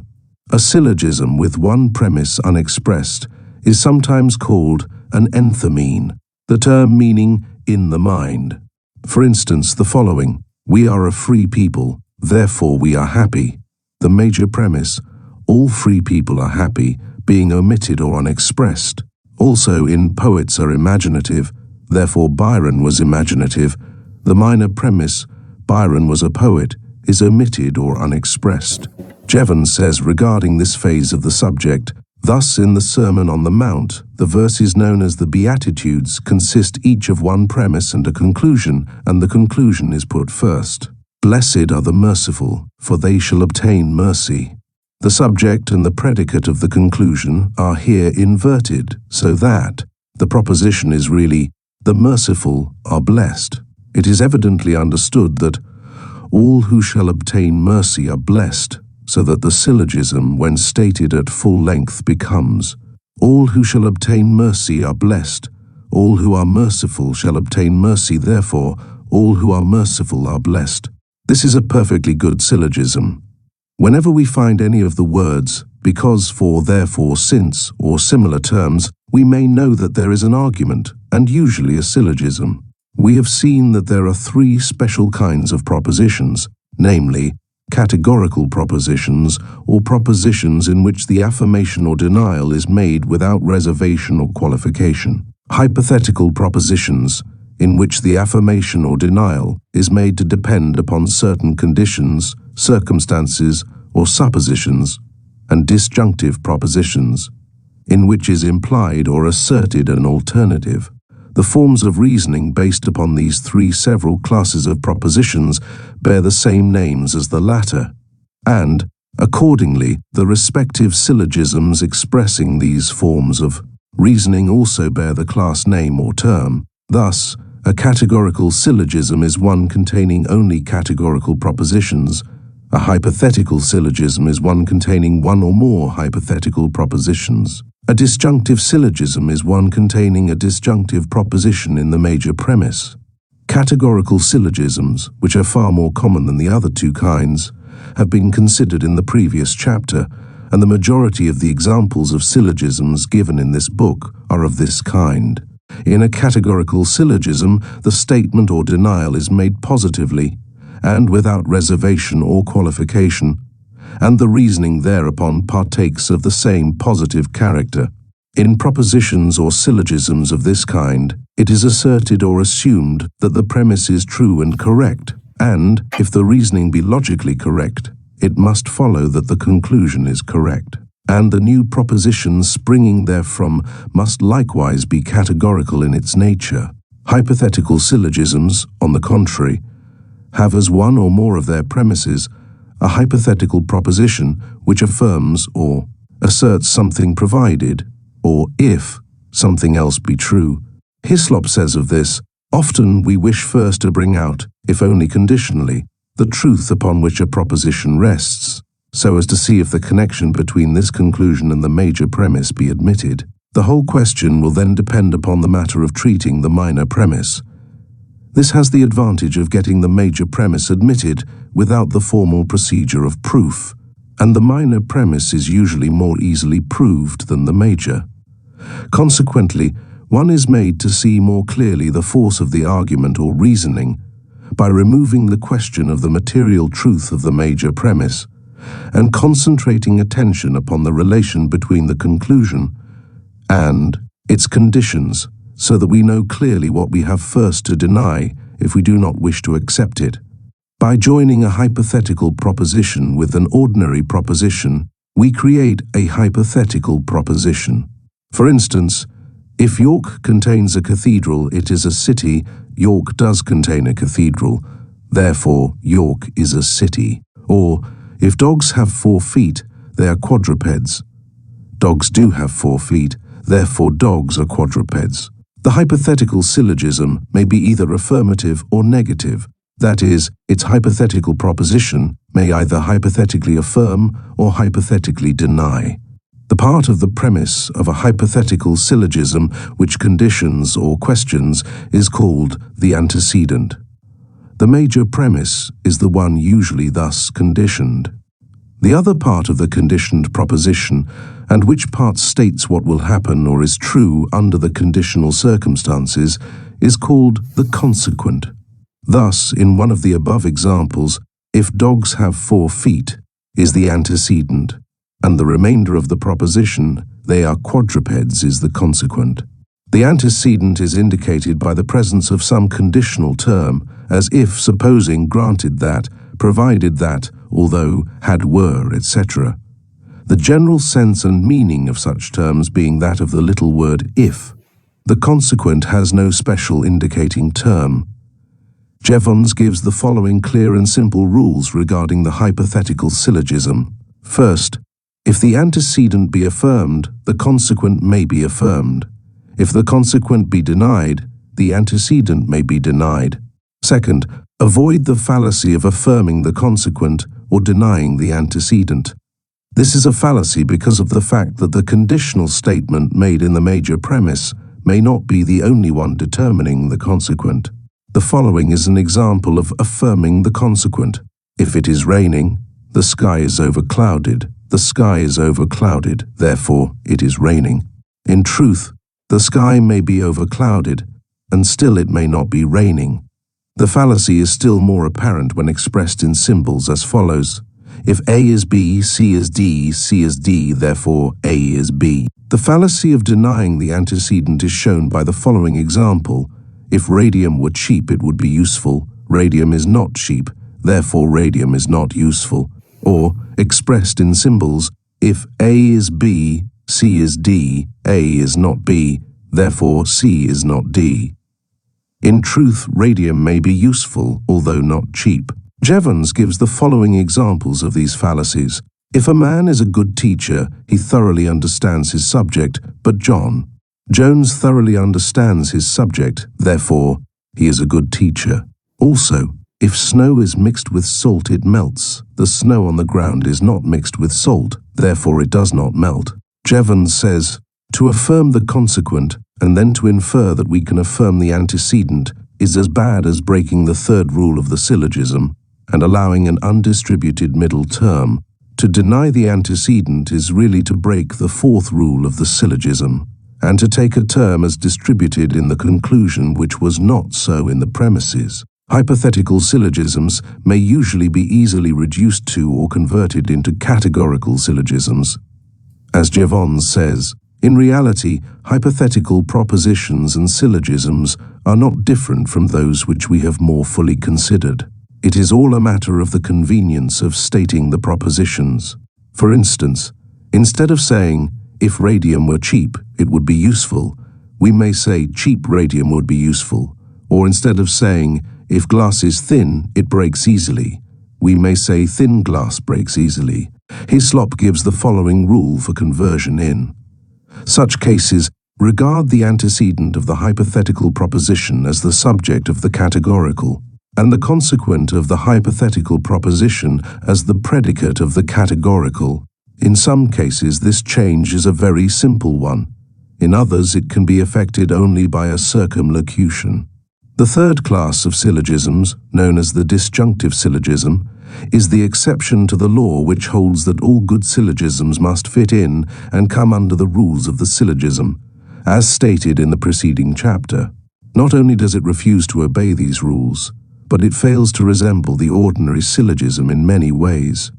As Jevons says, it would be a great mistake to suppose that all good logical arguments must obey the rules of the syllogism which we have been considering. Only those arguments which connect two terms together by means of a middle term, and are therefore syllogisms, need obey these rules. A great many of the arguments which we daily use are of this nature, but there are a great many other kinds of arguments, some of which have never been understood by logicians until recent years. One important kind of argument is known as the disjunctive syllogism, though it does not obey the rules of the syllogism or in any way resemble syllogisms. The disjunctive syllogism is one having a disjunctive proposition in its major premise. The disjunctive proposition also appears in the conclusion when the disjunction in the major premise happens to contain more than two terms. A disjunctive proposition, we have seen, is one which possesses alternative predicates for the subject in which the conjunction or appears. As for instance, lightning is sheet or forked, or arches are either round or pointed, or angles are either obtuse or right-angled or acute. The different things joined together by or are called alternatives, the term indicating that we may choose between the things, and that if one will not answer our purpose, we may take the other, or one of the others if there be more than one other. The rule regarding the use of disjunctive syllogisms is that if one or more alternatives be denied, the rest may still be affirmed. Thus, if we say that A is B or C, or that A is either B or C, we may deny the B but still affirm the C. Some authorities also hold that if we affirm one alternative, we must deny the remainder, but this view is vigorously disputed by other authorities. It would seem to be a valid rule in cases where the term either appears as A is either B or C, because there seems to be an implication that one or the other alone can be true. But in cases like A is B or C, there may be a possibility of both being true. Jevons takes this latter view, giving as an example the proposition, a magistrate is a justice of the peace, a mayor, or a stipendiary magistrate. But it does not follow that one who is a justice of the peace may not be at the same time a mayor. He states, after affirming one alternative, we can only deny the others if there be such a difference between them that they could not be true at the same time. It would seem that both contentions are at the same time true, the example given by Jevons illustrating his contention, and the proposition the prisoner is either guilty or innocent illustrating the contentions of the other side. A dilemma is a conditional syllogism whose major premise presents some sort of alternative. Whately defines it as a conditional syllogism with two or more antecedents in the major and a disjunctive minor, there being two mutually exclusive propositions in the major premise. The reasoner is compelled to admit one or the other, and is then caught between the two horns of the dilemma. Chapter 18. Reasoning by Analogy. What is called reasoning by analogy is one of the most elementary forms of reasoning, and the one which the majority of us most frequently employ.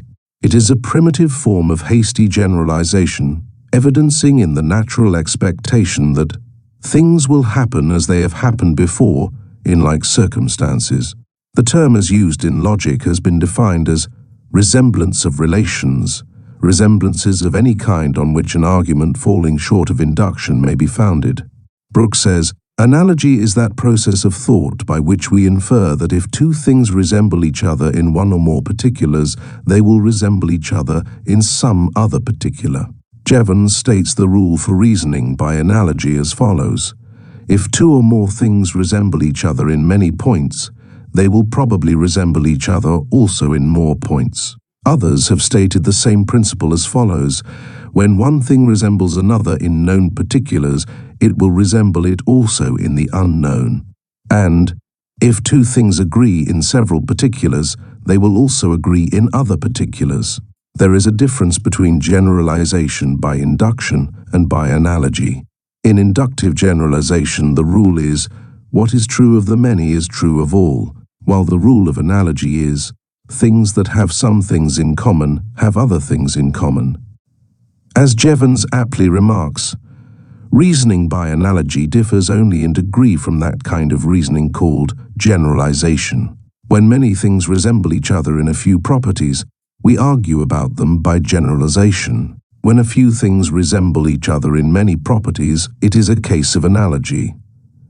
Illustrating analogy, we may say that if in A we find the qualities, attributes, or properties called A, B, C, D, E, F, G, respectively, and if we find that in B the qualities, etc., called A, B, C, D, E, respectively, are present, then we may reason by analogy that the qualities F and G must also belong to B. Brooke says of this form of reasoning, this principle is in constant application in ordinary life and in science.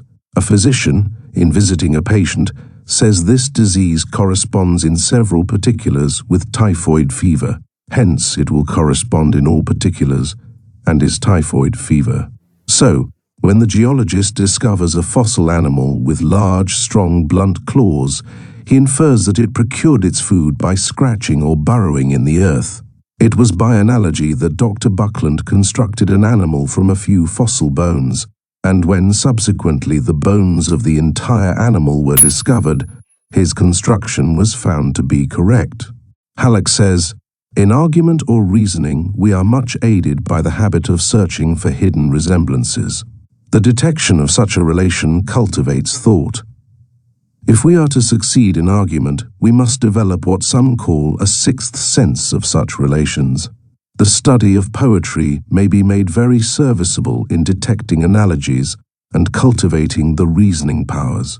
When the poet brings clearly to mind the change due to death, using as an illustration the caterpillar body transformed into the butterfly spirit, moving with winged ease over flowering meadows, he is cultivating our apprehension of relations, none the less valuable because they are beautiful. But the student must be on guard against the deceptive conclusions sometimes arising from reasoning by analogy. As Jevons says, in many cases reasoning by analogy is found to be a very uncertain guide. In some cases, unfortunate mistakes are made. Children are sometimes killed by gathering and eating poisonous berries, wrongly inferring that they can be eaten, because other berries of a somewhat similar appearance have been found agreeable and harmless. Poisonous toadstools are occasionally mistaken for mushrooms, especially by people not accustomed to gathering them. In Norway, mushrooms are seldom seen and are not eaten. But when I once found a few there and had them cooked at an inn, I was amused by the people of the inn, who went and collected toadstools and wanted me to eat them also. This was clearly a case of mistaken reasoning by analogy. Even brute animals reason in the same way in some degree. The beaten dog fears every stick, and there are few dogs which will not run away when you pretend to pick up a stone, even if there be no stone to pick up. Halleck says, many false analogies are manufactured, and it is excellent thought training to expose them. The majority of people think so little that they swallow these false analogies just as newly fledged robins swallow small stones dropped into their open mouths. This tendency to think as others do must be resisted somewhere along the line, or there can be no progress. Brooks says, the argument from analogy is plausible, but often deceptive. Thus, to infer that since American swans are white, the Australian swan is white, gives a false conclusion, for it is really black. So to infer that because John Smith has a red nose and is a drunkard, then Henry Jones, who also has a red nose, is also a drunkard, would be a dangerous inference. Conclusions of this kind drawn from analogy are frequently fallacious.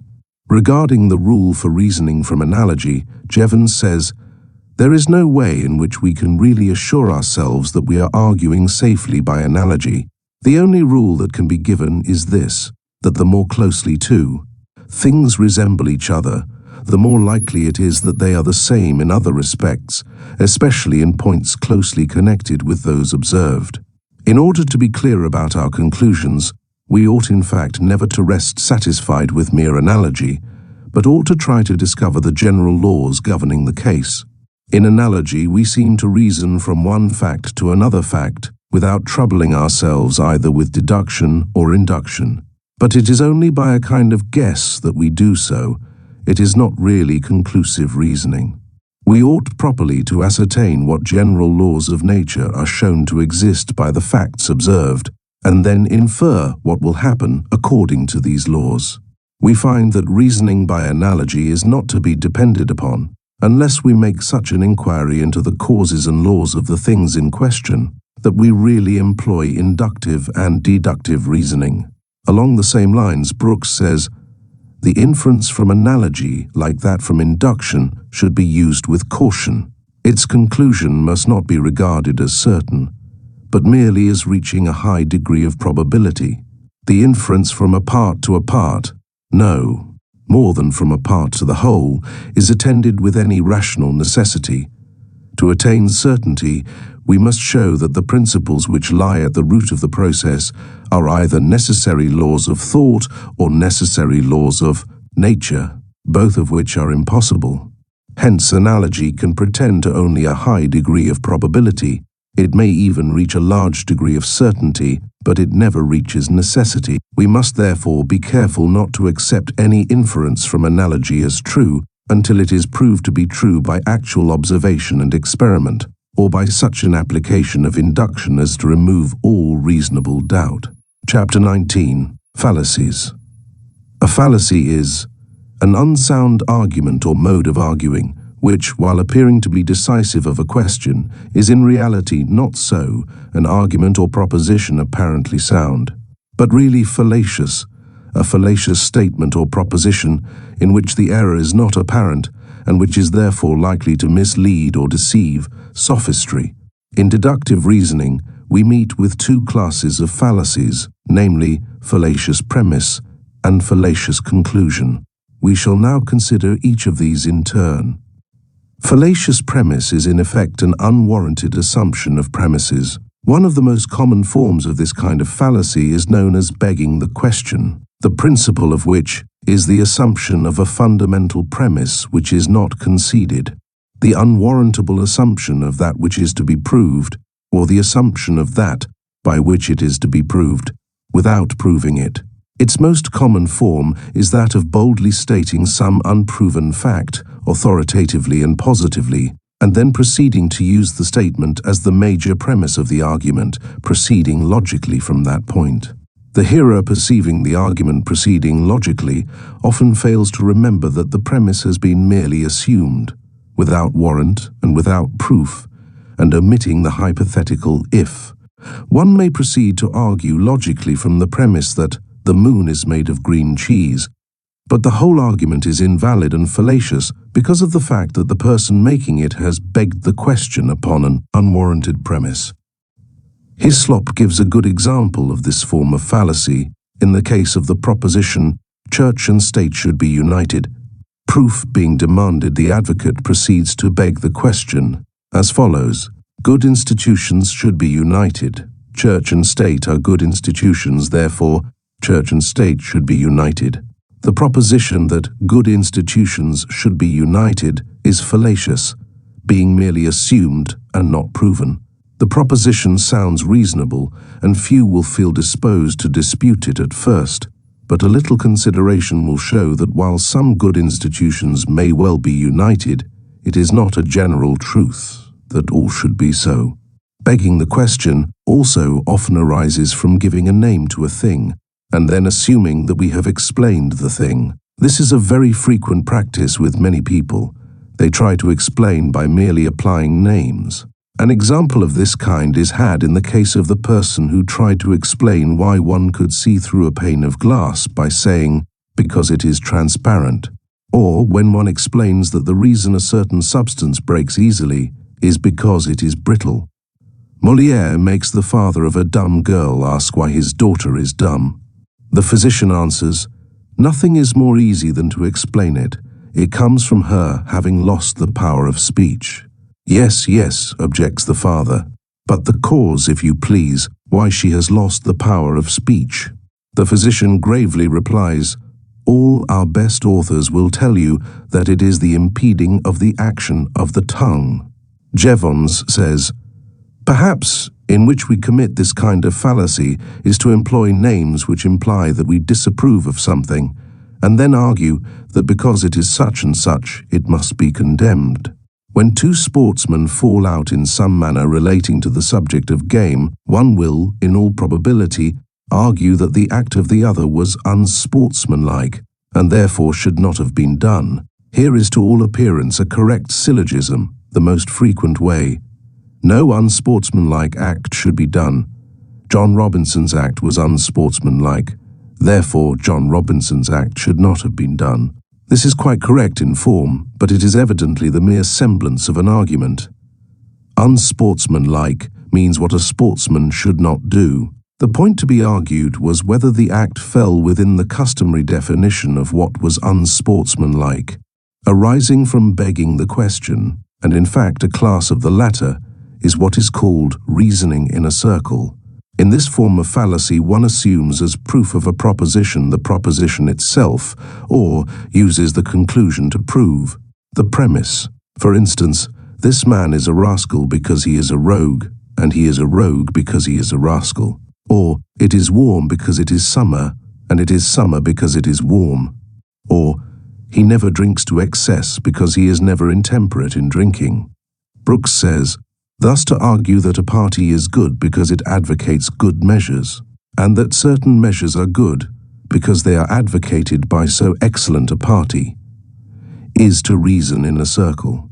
So when persons argue that their church is the true one because it was established by God, and then argue that since it is the true church it must have been founded by God, they fall into this fallacy. To argue that the will is determined by the strongest motive, and to define the strongest motive as that which influences the will, is to revolve in a circle of thought and prove nothing.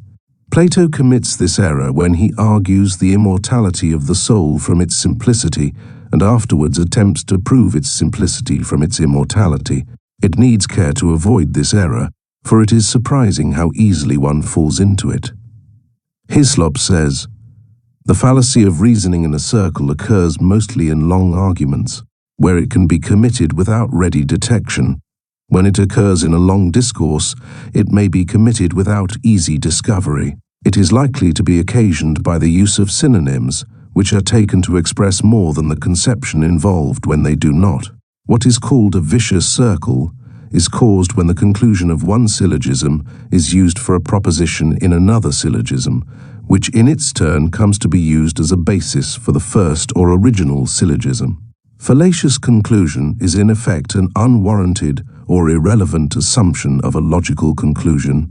There are many forms of this fallacy, among which are the following: shifting ground, which consists in the pretense of proving one thing while in reality merely a similar or related thing is being proved.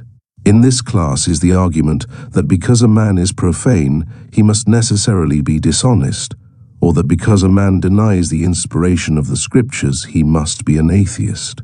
Fallacious questioning, in which two or more related questions are asked, and the answer of one is then applied to the other. 4.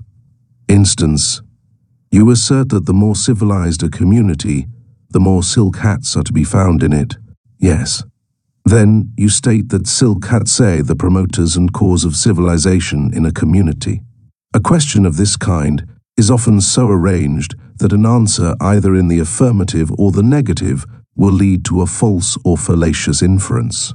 For instance, the question once asked a respectable citizen on the witness stand, "Have you stopped beating your mother?" An answer of either yes or no was out of the question, for it would have placed the witness in a false position, for he had never beaten his mother, nor been accused of the same. Partial proof, in which the proof of a partial or related fact is used to infer a proof of the whole fact or a related one. For instance, it is fallacious to argue that a man has been guilty of drunkenness by merely proving that he was seen entering a saloon. Appeal to public opinion, in which the prejudices of the public are appealed to rather than its judgment or reason. In politics and theological argument, this fallacy is frequent. It is no argument, and is reprehensible. Appeal to authority or reverence, in which the reverence and respect of the public for certain persons is used to influence their feelings in place of their judgment or reason. For instance, Washington thought so-and-so, and therefore it must be right, or it is foolish to affirm that Aristotle erred, or it has been believed by men for 2,000 years that, etc., or what our fathers believed must be true. Appeals of this kind may have their proper place, but they are fallacies nevertheless, and not real argument. Appeal to profession, in which an appeal is made to practices, principles, or professions of the opponent, rather than to reason or judgment. Thus we may argue that a certain philosophy or religion cannot be sound or good, because certain people who hold it are not consistent, or not worthy, moral, or sober. This argument is often used effectively against an opponent, and is valid against him personally. But it is no valid argument against his philosophy or belief, because he may act in violation of them, or he may change his practices and still adhere to his beliefs. The two are not joined. Appeal to general belief, in which an appeal is made to general or universal belief, although the same may be unsupported by proof. This is quite common, but is no real argument. The common opinion may be erroneous, as history proves. A few centuries ago, this argument could have been used in favor of the earth being flat, etc. A half-century ago, it was used against Darwin. Today, it is being used against other new ideas. It is a fallacy by its very nature, appeal to ignorance, in which an appeal is made to the ignorance of the opponent that his conviction may follow from his inability to prove the contrary. It is virtually no argument that so-and-so must be true, because you cannot prove that it is not. As Brooks says, to argue that there is no material world because we cannot explain how the mind knows it to exist is the celebrated fallacy of Hume in philosophy. The fact that we cannot find a needle in a haystack is no proof that it is not there. Introduction of new matter, also called non sequitur, in which matter is introduced into the conclusion that is not in the premises. Hislop gives the following example of it. All men are rational. Socrates is a man, therefore Socrates is noble. De Morgan gives the following more complex example. Episcopacy is of scripture origin. The Church of England is the only episcopal church in England, therefore the church established is the church that ought to be supported. Other fallacies, resembling in some respects those above mentioned, are as follows. Fallacy of ambiguous terms, in which different meanings of the same word are used to produce the fallacious argument. As Jevons says, a word with two distinct meanings is really two words. Confusion between collective and general meanings of a term, of which Jevons says, it would be obviously absurd to argue that because all the books in the British Museum Library are sure to give information about King Alfred, therefore any particular book will be sure to give it. By all the books in the British Museum Library, we mean all taken together. There are many other cases where the confusion is not so evident, and where great numbers of people are unable to see the exact difference. Arguing from the collective to the general, in which the fallacy consists of arguing that because something is true of the whole of a group of things, therefore it is true of any of those things. Jevons says, all the soldiers in a regiment may be able to capture a town, but it is absurd to suppose that therefore every soldier in the regiment could capture the town single-handed. White sheep eat a great deal more than black sheep, but that is because there are so many more of them. Uncertain meaning of a sentence from which confusion arises and fallacious argument may spring. Jevons says, there is a humorous way of proving that a cat must have 3 tails, because a cat has 1 tail more than no cat, and no cat has 2 tails, therefore any cat has 3 tails. Here the fallacy rests upon a punning interpretation of no, proving the wrong conclusion, in which the attempt to confuse conclusions is made, with the result that some people will imagine that the case is established. Jevons says, this was the device of the Irishman who was charged. With theft on the evidence of 3 witnesses who had seen him do it, he proposed to call 30 witnesses who had not seen him do it. Equally logical was the defense of the man who was called a materialist, and who replied, I am not a materialist, I am a barber. Fallacy of unsuccessful argument, in which is attempted the illogical conclusion that because a certain argument has failed, the opposite conclusion is proven. This fallacy is quite common, especially in cases of juries. One side fails to prove certain contentions, and the jury leaps to the conclusion that the opposite contention must be correct. This is clearly fallacious, for there is always the possibility of a third explanation. In the case of a claim of alibi, juries are apt to fall into this fallacy. The failure of the attempt to establish an alibi is often held to be in the nature of proof of the guilt of the accused. Old trial lawyers assert that a failure to establish a claimed alibi tends to injure the chance of the accused more than direct evidence against him.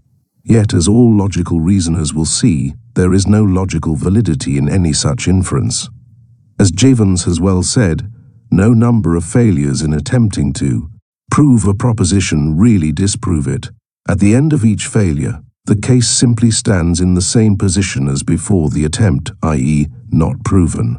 All violations of the rules of the syllogism constitute fallacies, as may be seen by forming a syllogism in violation of one or more of the rules. The logicians, particularly those of ancient times, took great pains to discover and name new variations of fallacies, many of which were hair-splitting in nature and not worthy of being considered seriously.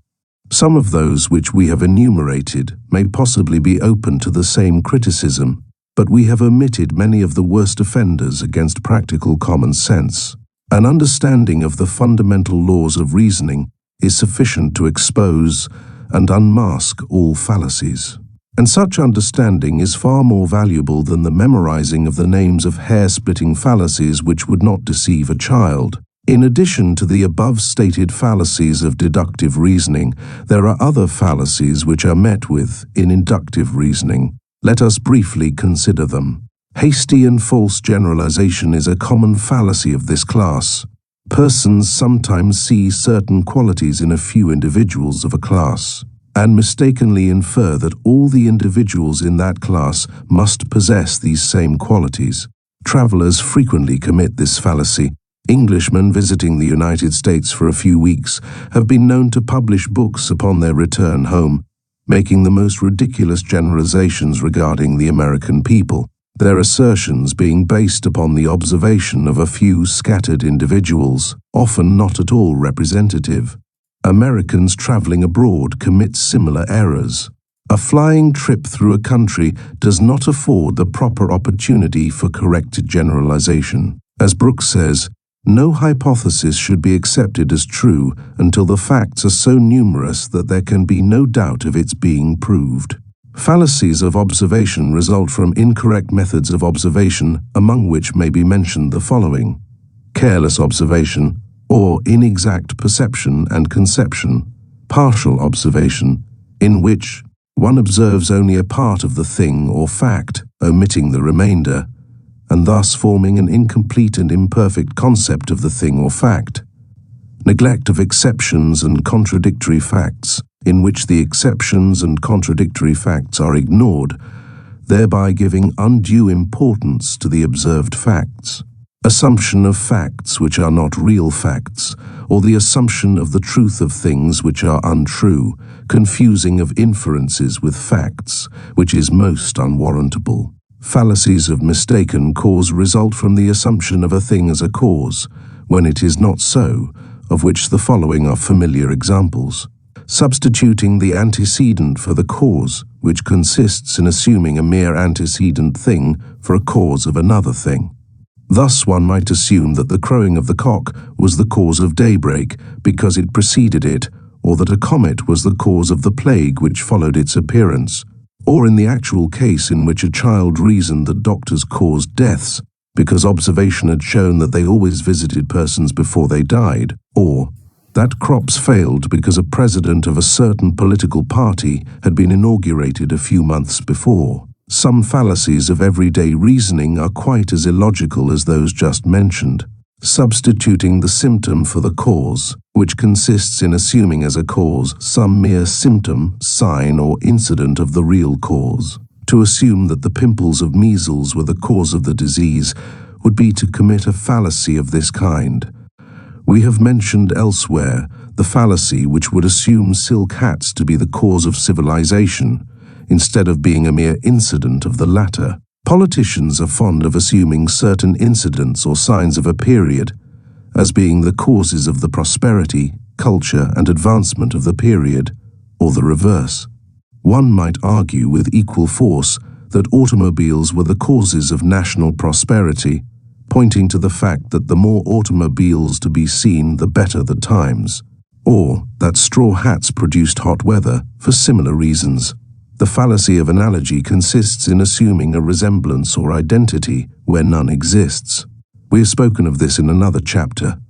Brooks says also, it is a fallacy to carry an analogy too far, as to infer from the parable of the praying of the importunate woman that God resembles the unjust judge. In conclusion, we would call your attention to the following words from Jevons, in which he expresses the gist of the matter.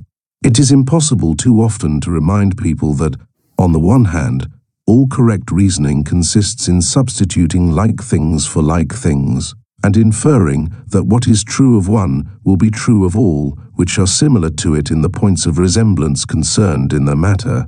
On the other hand, all incorrect reasoning consists in putting one thing for another where there is not the requisite likeness. It is the purpose of the rules of deductive and inductive logic to enable us to judge as far as possible when we are thus rightly or wrongly reasoning from some things to others. Thank you for tuning in to Wisdom Frequencies. If you found this content valuable, don't forget to like this video, subscribe to the channel, and hit the notification bell so you never miss a new audiobook. Share this with someone who could benefit from this wisdom, and let's grow together in abundance and alignment. Drop your thoughts or key takeaways in the comments below. I'd love to hear how this has inspired you. Until next time, stay aligned, stay abundant, and keep tuning into your wisdom frequencies.